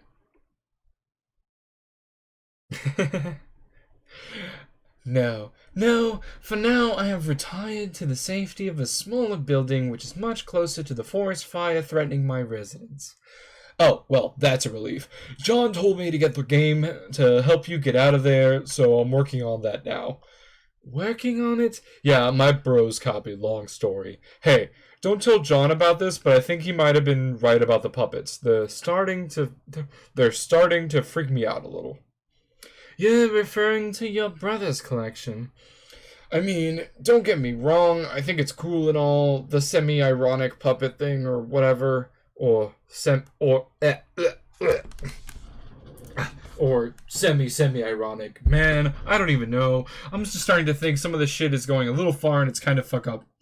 I've seen his websites. I like them. Yeah, well, you would. Oh man, I wish little Cal wouldn't look at me like that with those dead eyes. Jesus. Sometimes I dream he's real and he's talking to me and I wake up in a cold sweat and basically flip the fuck out. Interesting. Oh god, why did I just tell you my dream? You're gonna have a field day with that. I am currently scrolling notes furiously into one of the many psychoanalysis journals I maintain for you. Published papers forthcoming. Because, it's not like either of us have anything better to do at the moment than evaluate each other's radically debilitating pathologies. Yeah, I'm gonna get moving. Oh, have you heard from John? He's not answering me. He won't answer me either, but I am watching him. I suspect he is preoccupied with the fact that he just had a bucket of water dumped on his head by the ghost of his dead grandmother, who also happens to be dressed like a clown. Alright, I'm out. Later. Seconds in the future, but not many.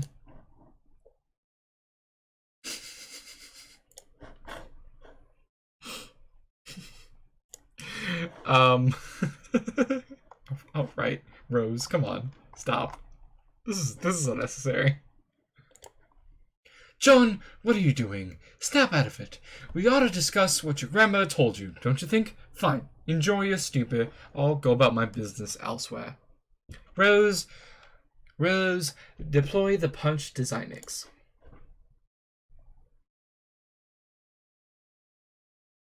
Cost 4 shale. Interesting. So that means that the game locks off the punch Designix until you have your first combat. Because ostensibly that means that you can't have access to the punch Designix before you get to the medium. I don't know if that means anything, but it is definitely something to be noticed and to be taken note of. Also, sure.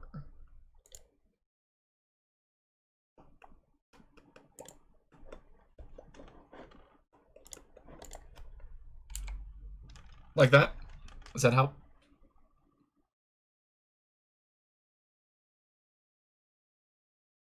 Logers. Welcome. Sure. Why not? John, whenever you read this, you should know I put the shale you collected to use and finally deployed the punch Designix. It is in your study. I can only drop it, though you'll have to be the one to mess around with it and see what it does. When you're finished with your weird histrionics, maybe you could give it a try? I'm updating my walkthrough and would help to know what it does. Yeah, no problem. Welcome to the stream. What the fuck did she do with the piano? Where did she put it? Oh, if Rose threw the, I mean, they'll still be there, right? They're just a button press away. But like, if I'm not actively using them, it seems fine to just let people have this. Pressing F11 that much made Google freak out. I hope the piano's okay. John, I hope you remember that I said that that John's gonna need he's gonna have prediction number 1. John will have to play the piano to save the world. It's right there. Black and white. Prediction 1. So I hope Rose didn't like break it, because he's gonna need it.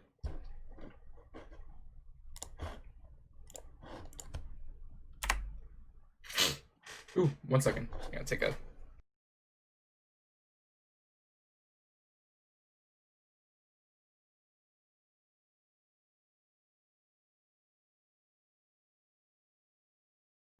Ooh, sorry about that.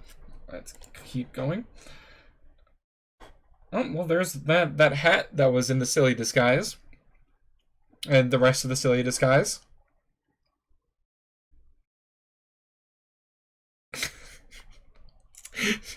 John's so pissed. He's so mad. Also, I should probably warn you that your house and yard are completely infested with monsters now. Try to be careful. Oh, good. He's finally fucking responding to people. Oh, there's still that broken hammer. So I can see. Oh, that was the tone. That was Rose's tone. So I can see. Stupid lousy imps. They're mucking up all my cool stuff. Oh, there you are. Oh, yeah. Sorry. I'm not sure what came over me there. I was acting really crazy for some reason. But my head feels like it's clearing up. I think I'm alright now. John, rebuild the claw hammer and return it to Specibus. You are getting way better at this sort of thing. Nice. Good job. Inventory management. I'm glad. John, confront Pogo Ride to prepare yourself for Nana. Okay, that's a sentence that exists. He's so mad. It's just to zoom out. Just to zoom out to him being more mad.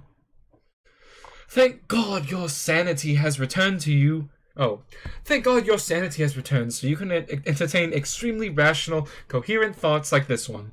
You examine the Pogo Ride from the bathroom window. You do not like what you see. Okay, another sound one.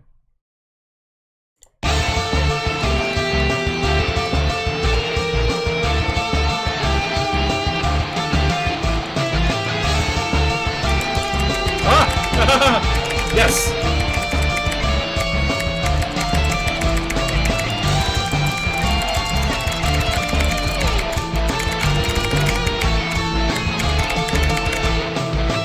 It is loud. I'm sorry.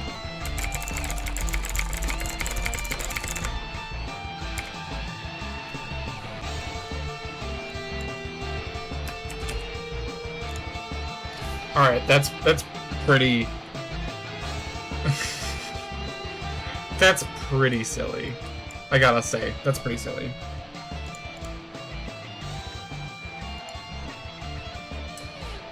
Those sons of bitches! No one risks painful injury on your Glean Slime Ghost Pogo Ride. No one but you. Oh, the fucking piano's here! Thank you so much for saying that, Al. I forgot. The piano's outside and the fucking imps are messing with it. I don't want to play this game. He's eating a cake. Good. At least someone's eating the cake. Rose, drop something heavy on one of those imps. Rose, Rose, Rose, don't, fuck, fuck.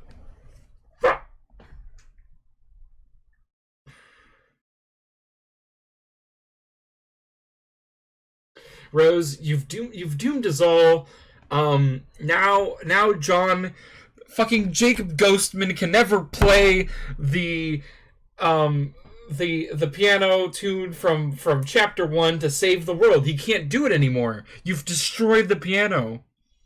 He's gonna have to find a god piano somewhere and then play the Song of Storms and win the Homestuck.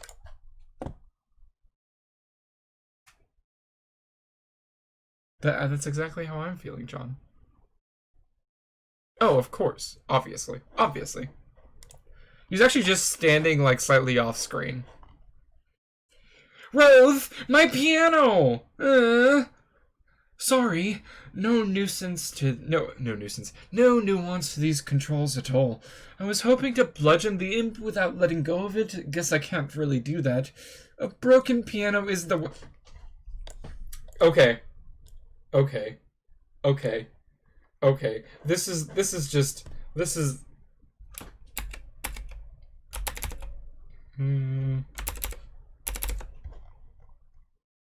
So, this is just rubbing it in. No, like, it's not even a new prediction. It's just part of the prediction I already made. Like, prediction number 1, John has to play the piano to win, is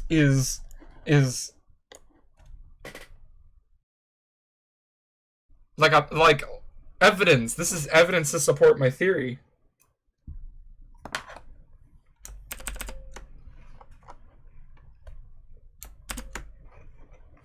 A broken piano isn't the end of the world, though. I guess you're right. Though you'll need to pick up the spoils in person. I can't interact with the grist. So that means I have to go out the back door? Yes. Yes. Is there a problem? Is there a problem? I guess... Oh, fuck. Well, it may sound dumb, but I was hoping to avoid Nana and her spooky ghost cookies. You're right. That does sound dumb. Can you see her in the kitchen? Yeah? What's she doing? Is she baking? You could say that. Are you sure you can't get that grist up to me somehow? This voice is hard. Maybe. Rose, use poker ride to fling grist through window. Doesn't look like that grist is going anywhere. You just never know with these gaming abstractions. Huh. So, like, the gaming abstractions don't have physical weight in the world? That's wild.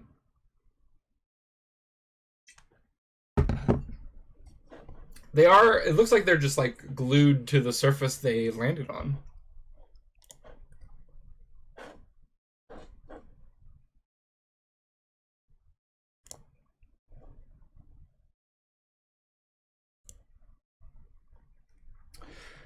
Oh. Looks over at chat for a second, messes around with himself, looks back, and then sees the Rose just picking the whole damn thing up. Thanks, Rose. Rose, drop pogo ride in John's bathroom. God damn it, why are we dropping more shit in his bathroom? You already fucked up the bathroom enough. John, get grist. Oh, that was a decent amount of grist. 20 shale? That's a lot of shale. There you go. Now, why don't you check out the Designix? You can do that while I get to work. On what? Piano, level up for slaying the imp. The piano, in its valiant effort, has unfortunately been slain. But if it hadn't, it would have raked in so many boondollars, you have no idea. So many. Recursive, I'm going to have to unmod you now for making terrible, terrible puns in my chat. I'm so sorry.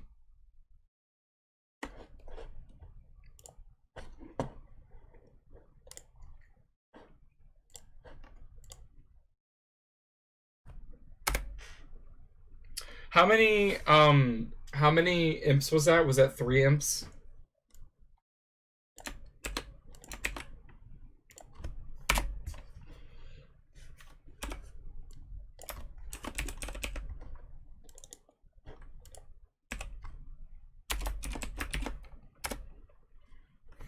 Only 1 died? Okay.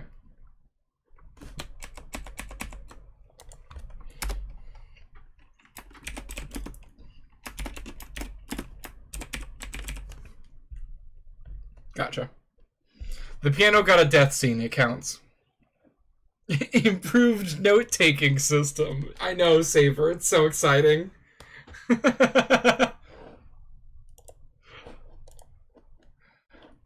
Rose, it's time to build. Oh. Oh yeah, that's Ooh, how does that work? You just diagonal up? Huh.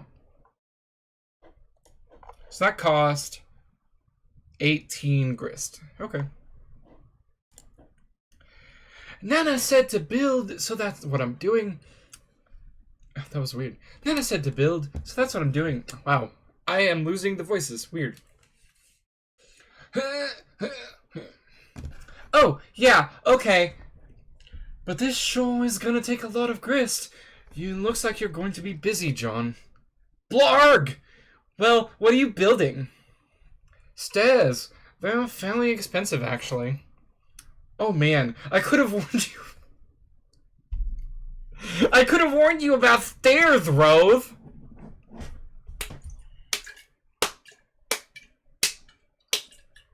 I'm gonna slap my hand against my mason jar full of water. It's now mostly empty, actually. Good job, Hussy. Hussy, you did it. You warned us about stairs. This next panel is going to be a doozy. This next panel is going to be fucking wild.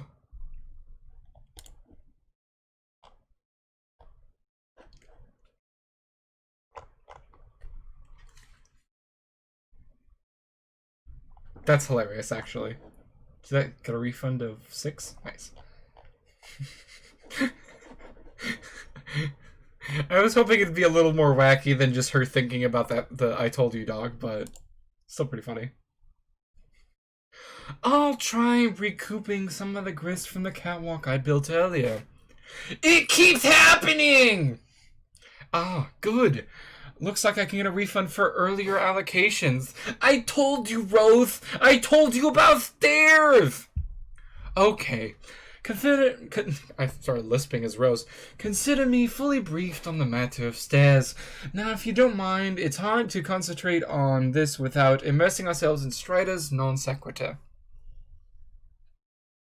Did you know he thinks puppets are cool? Does he? He's so dumb. Thanks, John. At least Rose, like, privately has a giggle about I told you dog. I told you about stairs, bro. Rose, use build grist to construct observation tower on roof. Why, because you have one, he has to fucking have one? Fuck, that cost 25. Okay, you obviously don't have enough grist yet for something that ambitious, but you can get started with something of a foundation for upper construction at least. What a bunch of 13-year-olds. What a bunch of fucking assholes. No, they're fine. I like them. This little guy's just kicking the roof. There's this shit.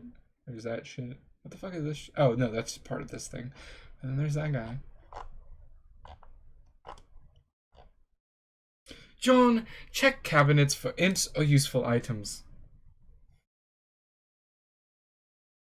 What? So I complained. I remember complaining on this part about not being able to pick up the Barbasol. I guess we're picking up the Barbasol now.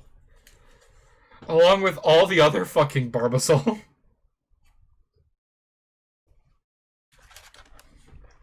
No imps in here, just a lot of shaving cream.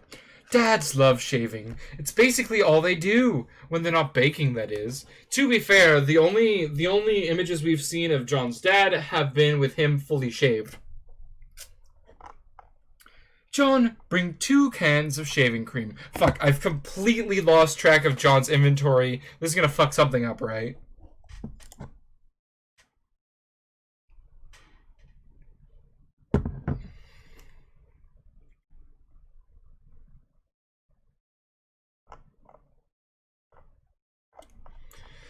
You capture log 2 cans of shaving cream just in case. You never know when you'll need to bust out a hilarious shaving cream Santa beard to ratchet up your prankster's gambit.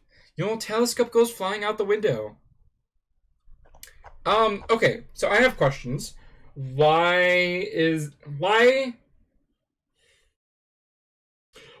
does the gaming abstraction of the Sylladex, or I guess Sylladex system's not part of the game, it's part of their real life.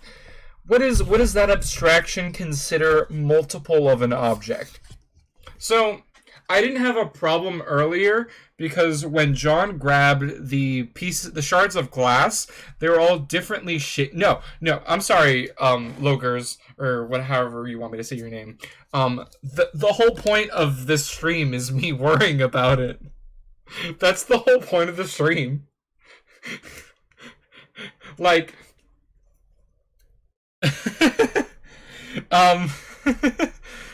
so the pieces of glass were differently shaped and could be considered unique objects. Why is this not, like, is it just for shits and giggles so that something could go flying off? It's just Hussey being like, yeah, I'm just gonna. I know, but that's why I'm gonna take all the fun out of it the hardest way. Manila clams in Animal Crossing. Oh, fuck. Fuck. You're right. It is like Manila clams in Animal Crossing. I guess. Huh, that's interesting. But yeah, but no. Somebody requested 2 cans, thinking, because we have 1 inventory slot left, thinking that it was going to work the same way the smoke pellets did, where he had 4, and he had 4 on 1 card. But Hussey was like, nah, I'm going to make bullshit happen. And then he made bullshit happen. There's the telescope. 2 cans, maybe. 2 cans. I do appreciate the telescope literally landing in the exact slot that the hole, like the exact hole, like boop. Your telescope goes flying out the window. John, ride pogo ride.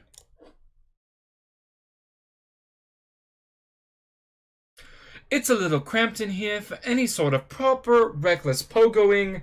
You'll just grab it and hang on to it until the right moment presents itself. Good, yes. The towel floats back down to the rack. The cycle of stupidity is complete. I'm so happy. Like, we closed the circle of stupidity, guys. We did it. Rose, check up on Nanaquin, see what's cooking. Holy shit, that's a lot of cookies. Also, holy shit, they're huge.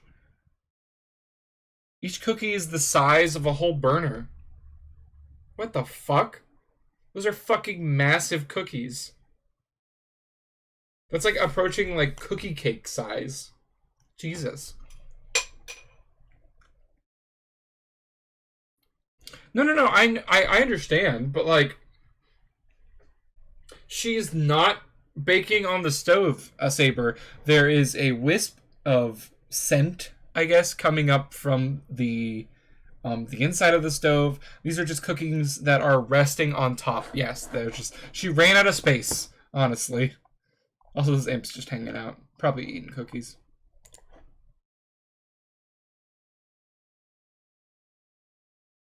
Oh, Nanaquin can just kill people. Hell yeah. Let's go, Nanaquin. Just like laser eyes people. John, make your way to the study.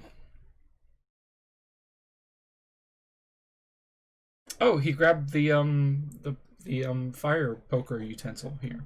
Good.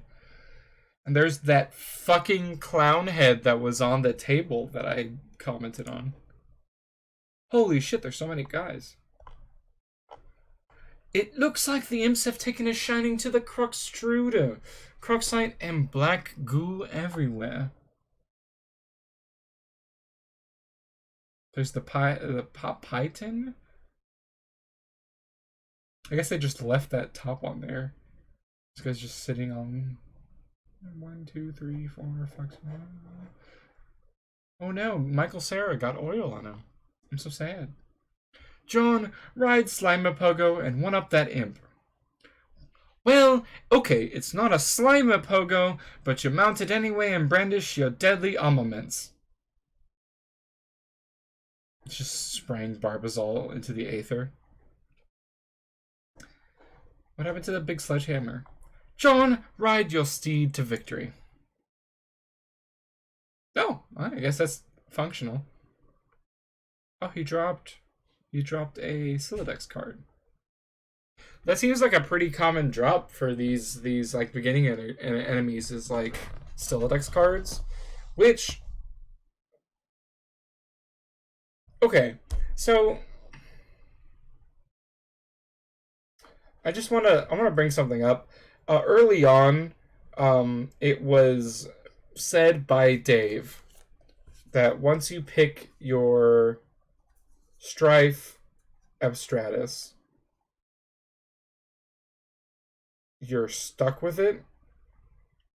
It's a Strife card, sorry. Yeah, that's what I meant. That's what I'm talking about. That once you pick your Strife card, you're stuck with it. So John picked hammers, and then Dave was like, "Hope you like hammers, bro." Haha. And but then he got the other Imp's bunny one, put that into a folder, and now there's another one being dropped, which I guess the game is allowing the players to have just various weapon types, which is pretty cool. I guess they're not actually just stuck to hammers. Oh Jesus. This is incredibly dangerous. John, flip the fuck out. Oh god, he's like bouncing on that dowel. Let's see how they like the old double-barrel lather blaster. Whoops! Oh shit! Oh shit, his gel. He lost so much gel viscosity. Mr. John, respectfully ask that you please stand up. Wait, John, no, don't hold the Slimer Pogo hostage. Or sorry, the green ghost Pogo ride. Don't move or the Pogo gets it. Oh, these guys are genuinely concerned. Now, sir boy, flee from this boorish rabble post haste.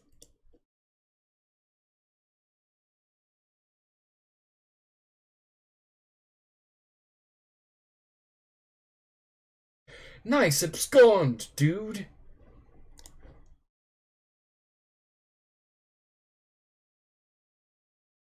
Oh, nice. Oh, it has all the cookies on it still. Wait.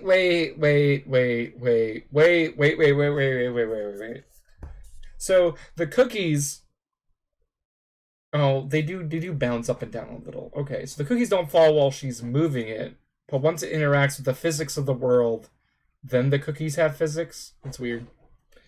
Refrigerator, level up for slaying the imp. The refrigerator skyrockets up the echelon ladder to a new rung, 5-star General Electric, and earns $285 boon dollars. Things are really looking up for this feisty appliance. Alright, I'm gonna take a moment here.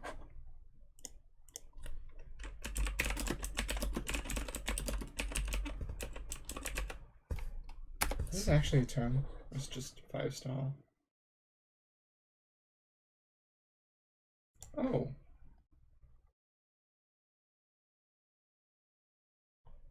Oh. Oh.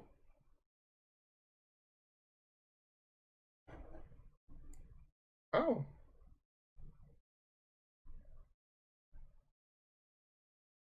I guess 5-star General Electric is just a thing.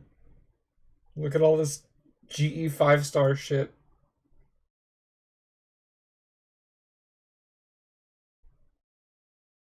Yeah, 5-star tube.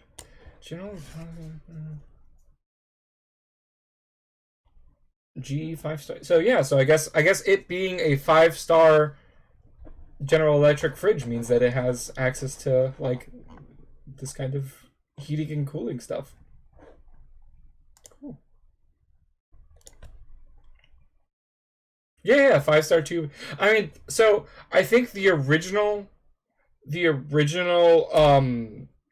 pun was not made by Hussey and was made by General Electric because they came up with that was from like the 60s or the 50s.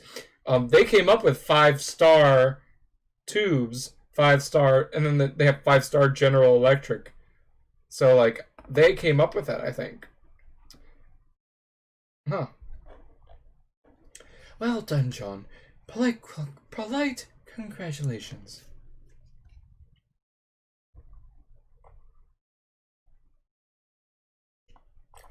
I will get back to you on the gel thing. It looks like it's health. For some reason, you feel a sense of positive reinforcement. Whatever the feeling is coming from, it sure is a welcome change from your erratic moods earlier.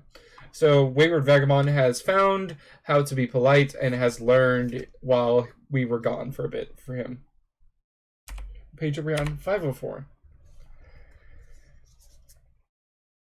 Oof. Now, my civil fellow, I have a well-mannered query to ask.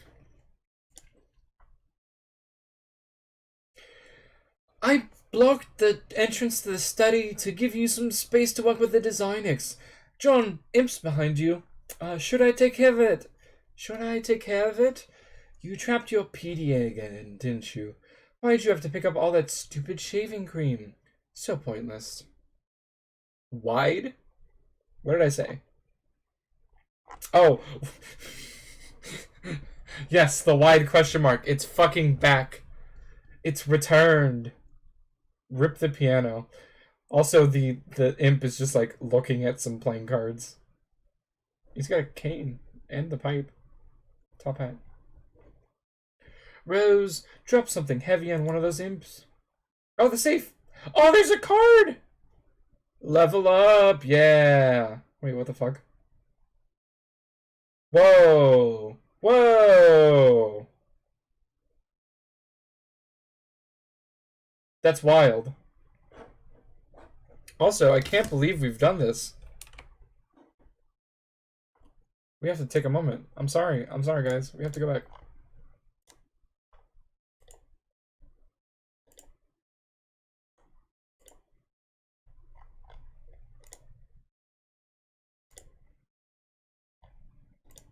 Okay, so this is 1, 2,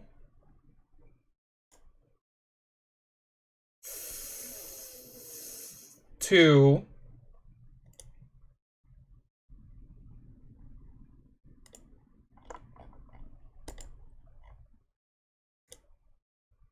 3, 3 imp deaths. Okay, and this would be 4.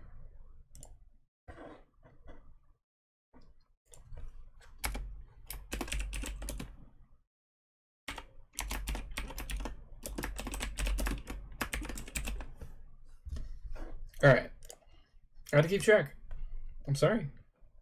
It's just how I be. It's just how I do. John, might I bother you for a can opener? Oblivious to the commotion behind you, you suddenly find yourself pondering the whereabouts of a can opener. You think there is probably one in the kitchen, but the path is blocked by a refrigerator. Also, fucking rip. The safe doesn't get to level up? That's fucking bullshit. John is completely unresponsive. What the hell is that nincompoop doing? Years in the future. Oh, actually, sorry. Let's talk about what's. Is there a better picture of what's in the safe? It looks like an original Colonel Sassacres and something else. But there was a card underneath the Sassacres. Yes, in the future. But let's not get totally carried away here. A studious eye darts about a page like a honeybee gathering the nectar of wisdom. Typical human. Typical human. Please, thank you. You are welcome. Good day. How do you do? Splendid. And you? Equals gratification. Equals further courtesy. Favor is mutually carried. And then he rips the shit out. And then he eats it. Absurd vestigial fourth digit is cantilevered. Elixir, known as tea. Everyone is polite. And then he fucking rips it out and eats it. Oh, I don't have a thing.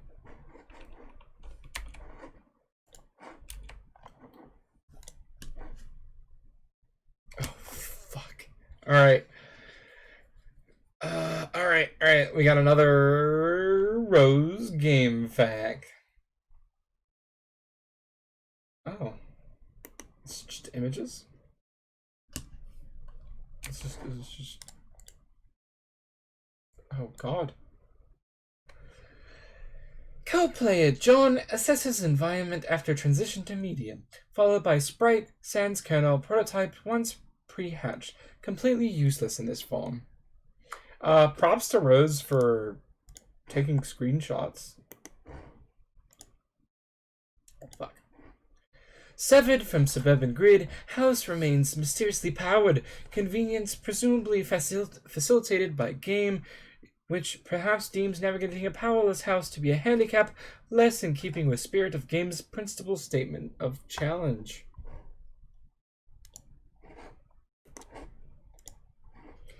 Internet connection remains stable as well.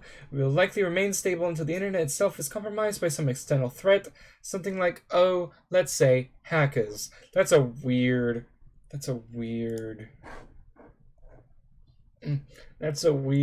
specific statement.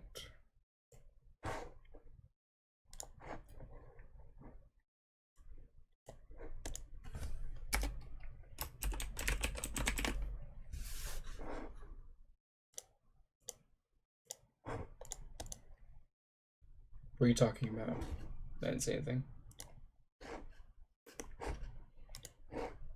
Kill monsters, get grist, build onto the house. That's the game. Didn't know what the point of this was at the time. Floundering trial and error on exhibit. Props to her for taking screenshots the whole time. Unsuccessful attempt at Tier 2 prototyping. Knowing what I know now, I might have avoided using a back-breaking Vade Mecum for practical jokesters rife with antiquated lexicon and racist aphorisms. Either that or I might have tried harder to succeed. Oh? After the screen caps? Okay, let's go for it.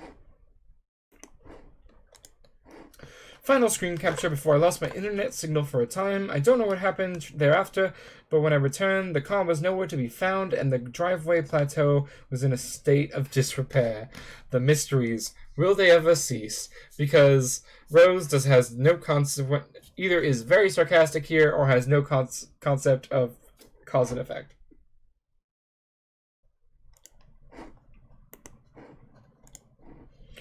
Sprite prototyped once more with a grandmother's remains. She treats John to some helpful exposition in a friendly and grandmaternal manner.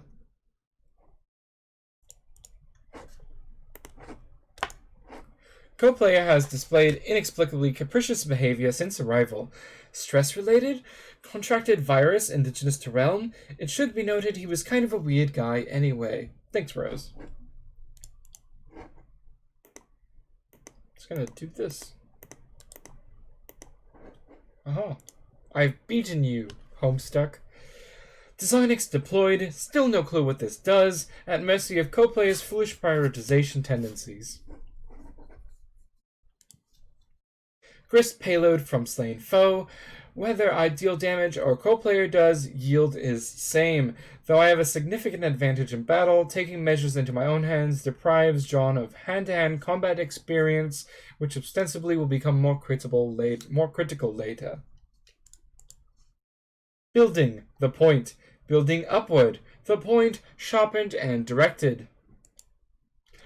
Ah, steeds! What steeds? Has the whirlwind a home in your manes? Is there a sensitive ear, alert as a flame, in your every fiber, hearing the familiar song from above, all in one accord, all in all in one accord, you strain your bronze chest and hooves, barely touching the ground, turn into straight lines, cleaving the air, and all inspired by God, it rushes on. Yeah, I have no idea what the fuck he's doing here.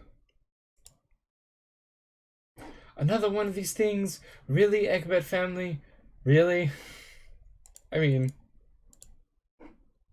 a view of his kidnapped father's room. I can't see in here for some reason. Perhaps this is because John himself has never entered the room.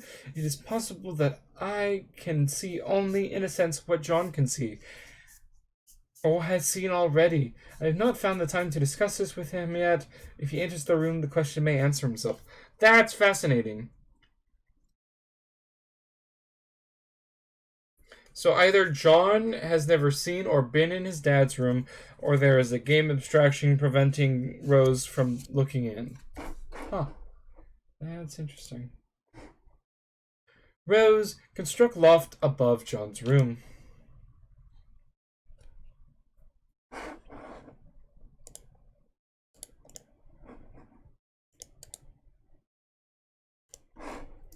I'm going.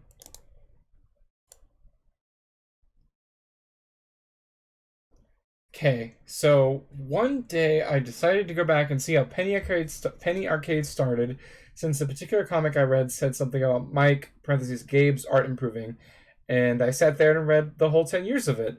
After that, I was inspired to start drawing my own, based on the generally humorous shit that happens when me and my friend hang out and play games. I started drawing the whole thing in Illustrator with a mouse, and then got a tablet and used that to draw it in Illustrator. And now what I'm doing is outlining in Illustrator and coloring in Photoshop.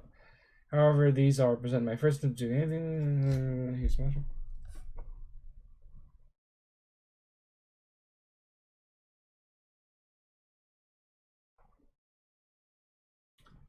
Huh.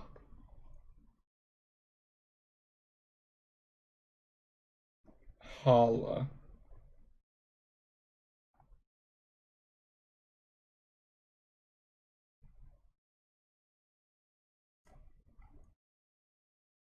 That's amazing.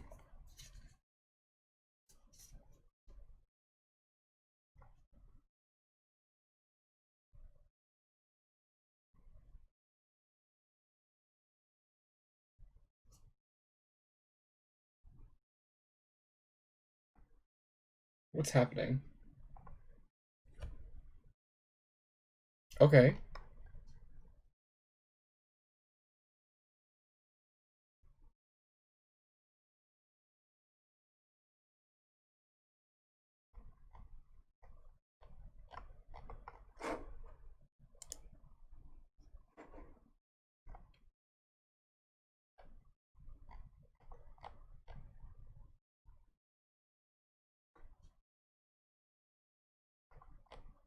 Well, fuck you. You linked the thing, and now I'm reading it. Fuck off.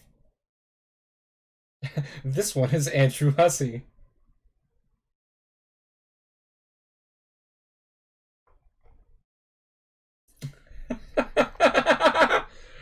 Oh no! Was this the impetus of Sweet Bro and Hella Jeff?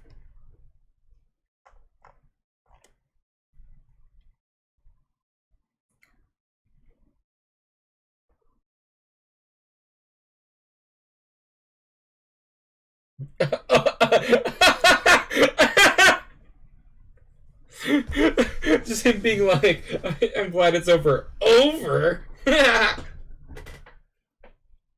Oh, there it is.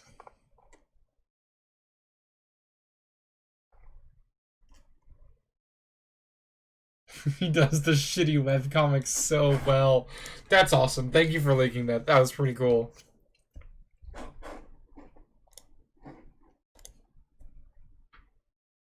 I got a kick out of that.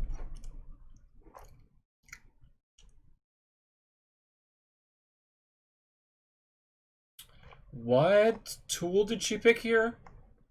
What tool is this? There's a copy tool?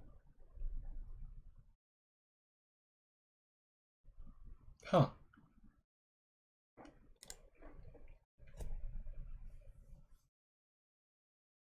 I mean, I guess that works. Using all the grist, though. That's fucking genius. By the way, railing, copy railing, turn sideways, turn into ladder. That's fucking genius. Ladders seem to be a bit cheaper than stairs. They cost, yeah, 10 and then 5 to extend. That's solid. Fellow John, it appears we have reached an impasse. Yes, it seems so. The opener dilemma remains unsettled, most unfortunately. It is unfortunate, I guess. What are we talking about again? There it is! It's back!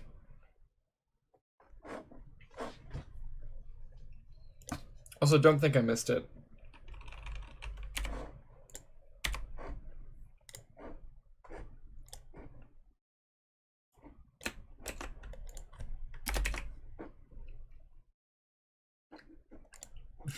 He's trapped it inside a bubble.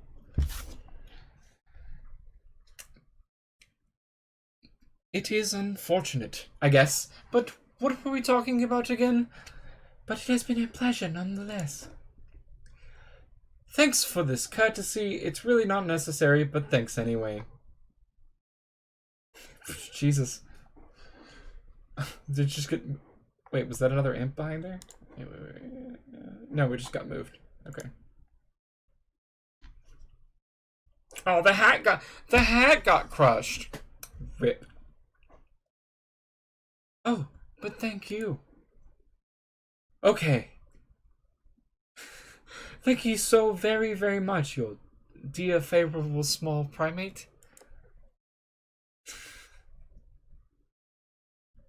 I'd be so fucking mad.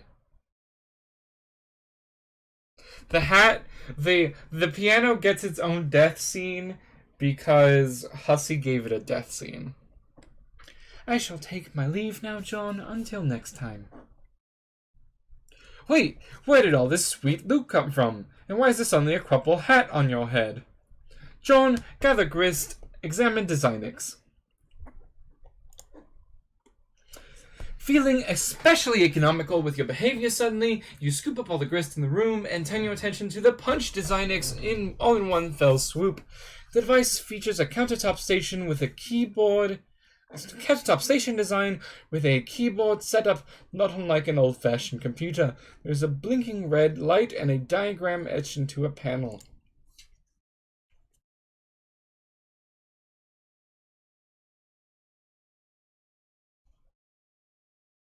Oh, gotcha. Okay, so card, back of card, keyboard, insert card.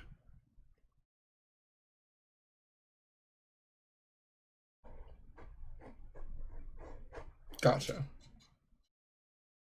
How economical of you. Rose, answer Dave. Okay, wait, hold on. Why am I getting this stupid game for you? You're the one who should be wrist deep in puppet ass. What is the specific problem? The problem is that I'm up to my goddamn neck in fucking puppet dong. You know you like the mannequin, dick. Accept it. I am enrobed in chafing, wriggling god fucking damn puppet pelvis. An obscenely long, coarse Kermit cock is being dragged across my anguished face. Let's put this into perspective. You put up with the puppet prostate because you love it. Also, coarse is a good word. I agree, coarse is a good word. You don't seem to harbor any sympathy for the fact that I've burrowed fuck deep into lively Muppet lively, fluffy Muppet buttock.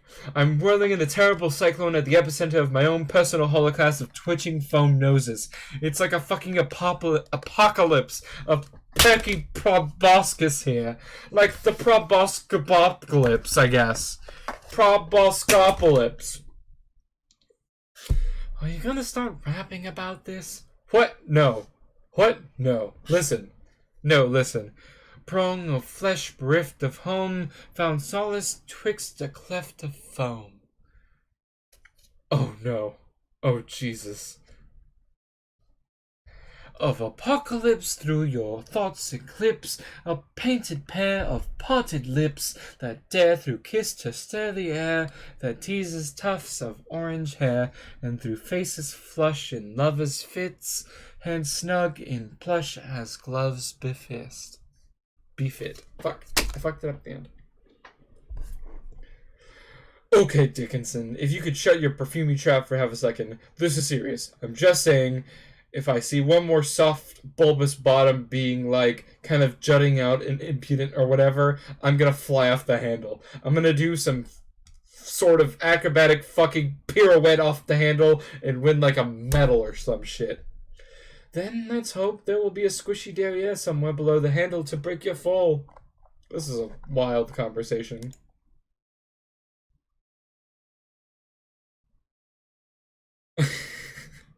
Wild. John observed back at the first visible capture log card. Oh, there's like a captcha. Oh, fuck me.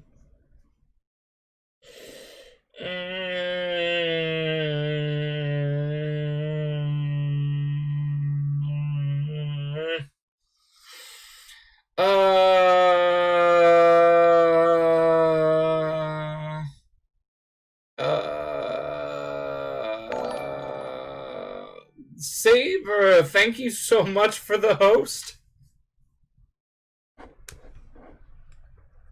Oh my god, thank you. I've been hosted.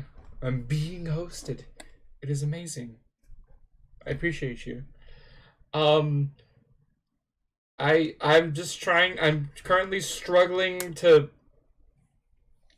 grasp the scale of this pun, and I think captcha log card. Yes, fucking yes. It's. I'm almost in physical pain. It fucking hurts.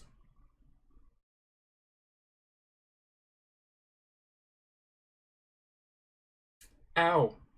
Anywho. You flipped over the top card containing your pogo ride. Anytime you capture log something, a new code appears on the back of the card. You've always wondered what the code was for. Wait, that just what always was a thing? Damn, these things are hard to read, but then you've never really found any reason to decipher them. Until now, perhaps? Okay. John examined reverse side of hammer card in Strife Specibus. Looks like cards from your Strife deck have codes too. Wild.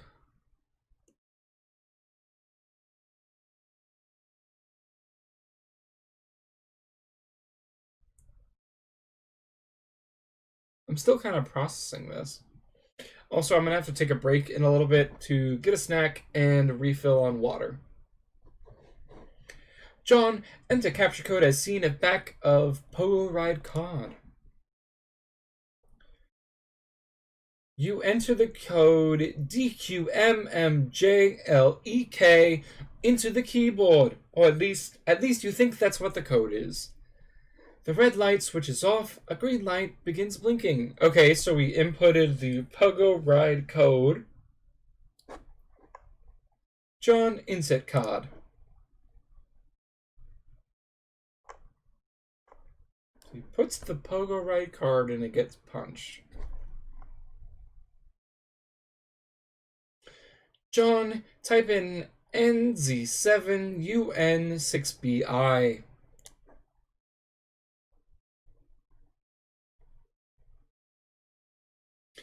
In the interest of due diligence, you enter the other code and repeat the process with that card too.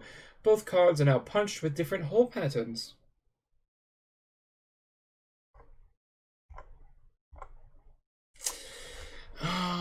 Okay.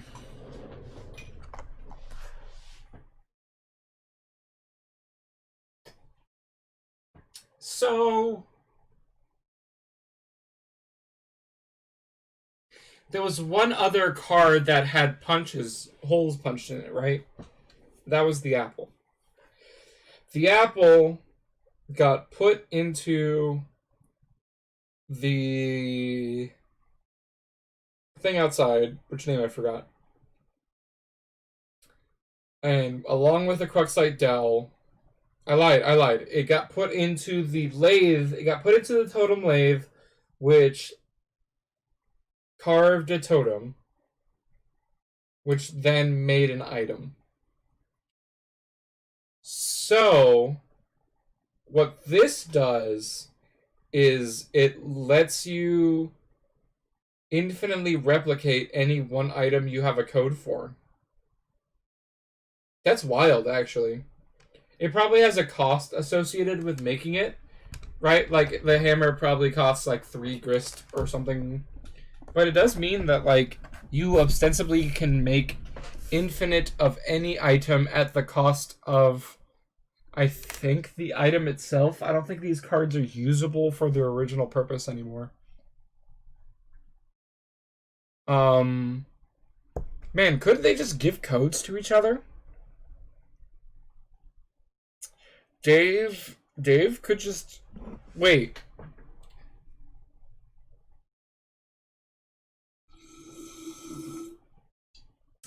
Take a big slurp. Can't. Oh, wait, no. Yes, can't we just give John. Can't we put the beta in a card and have Rose and or Dave send John the code for him to craft it? Am I off? Am I understanding this wrong? No, don't spoil if they do that, but like, is what I'm saying how this works, or is it? You're right, but like, if when he gets it, right? Because he's obviously going to use it. He's going to install it himself to play. Hypothetically, okay, gotcha, cool, more or less, okay.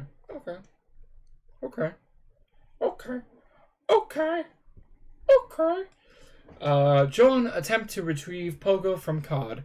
Okay, so, and then he won't be able to because the card is used up.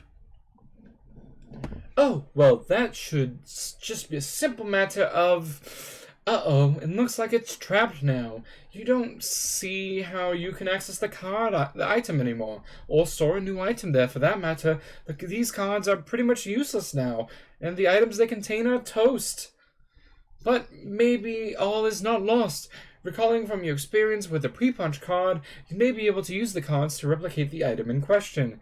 Assuming you got the code... Oh, assuming you got the codes right. So if you entered the code for something else, we would get whatever other item that be. That's wild. John mash keys heedlessly. Oh. Yeah, I guess you could just get random items if you did this. Not quite through with your cowboy empiricism just yet. You mash at the keyboard to generate a random code. Oh, yeah, that'd be wild. You enter DSKJHSTK. The design X stops you after 8 characters, which appears to be the maximum length for a code. The green light goes on, signaling its readiness for a card. You figure you might as well burn the shaving...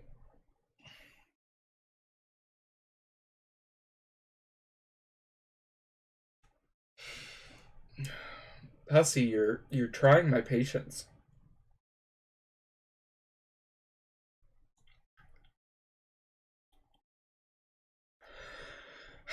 You're like really trying my patience here.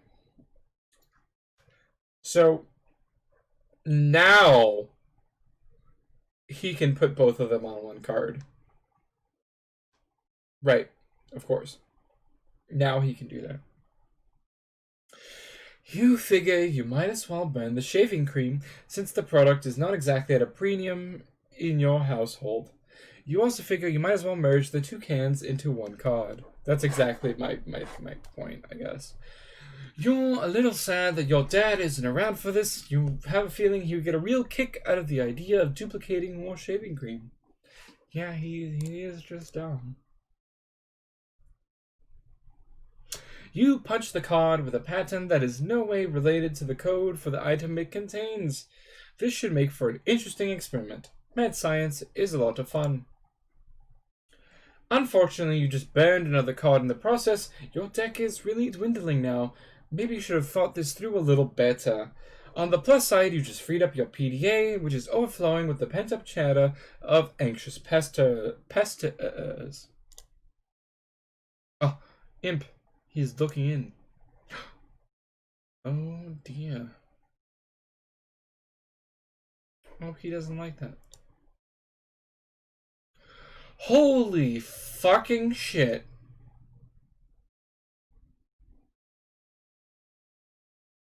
Okay, that's wild.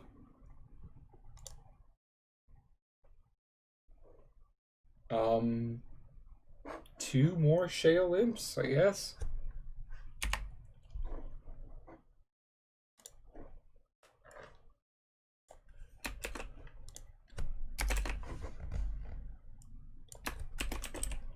I'm gonna consolidate this, actually, well, no, it wasn't one imp, you fool, because the tub went into the wall, into the laundry room, and then killed one.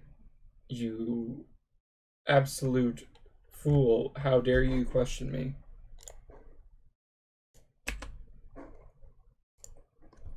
But thank you for trying to pay attention and keep up.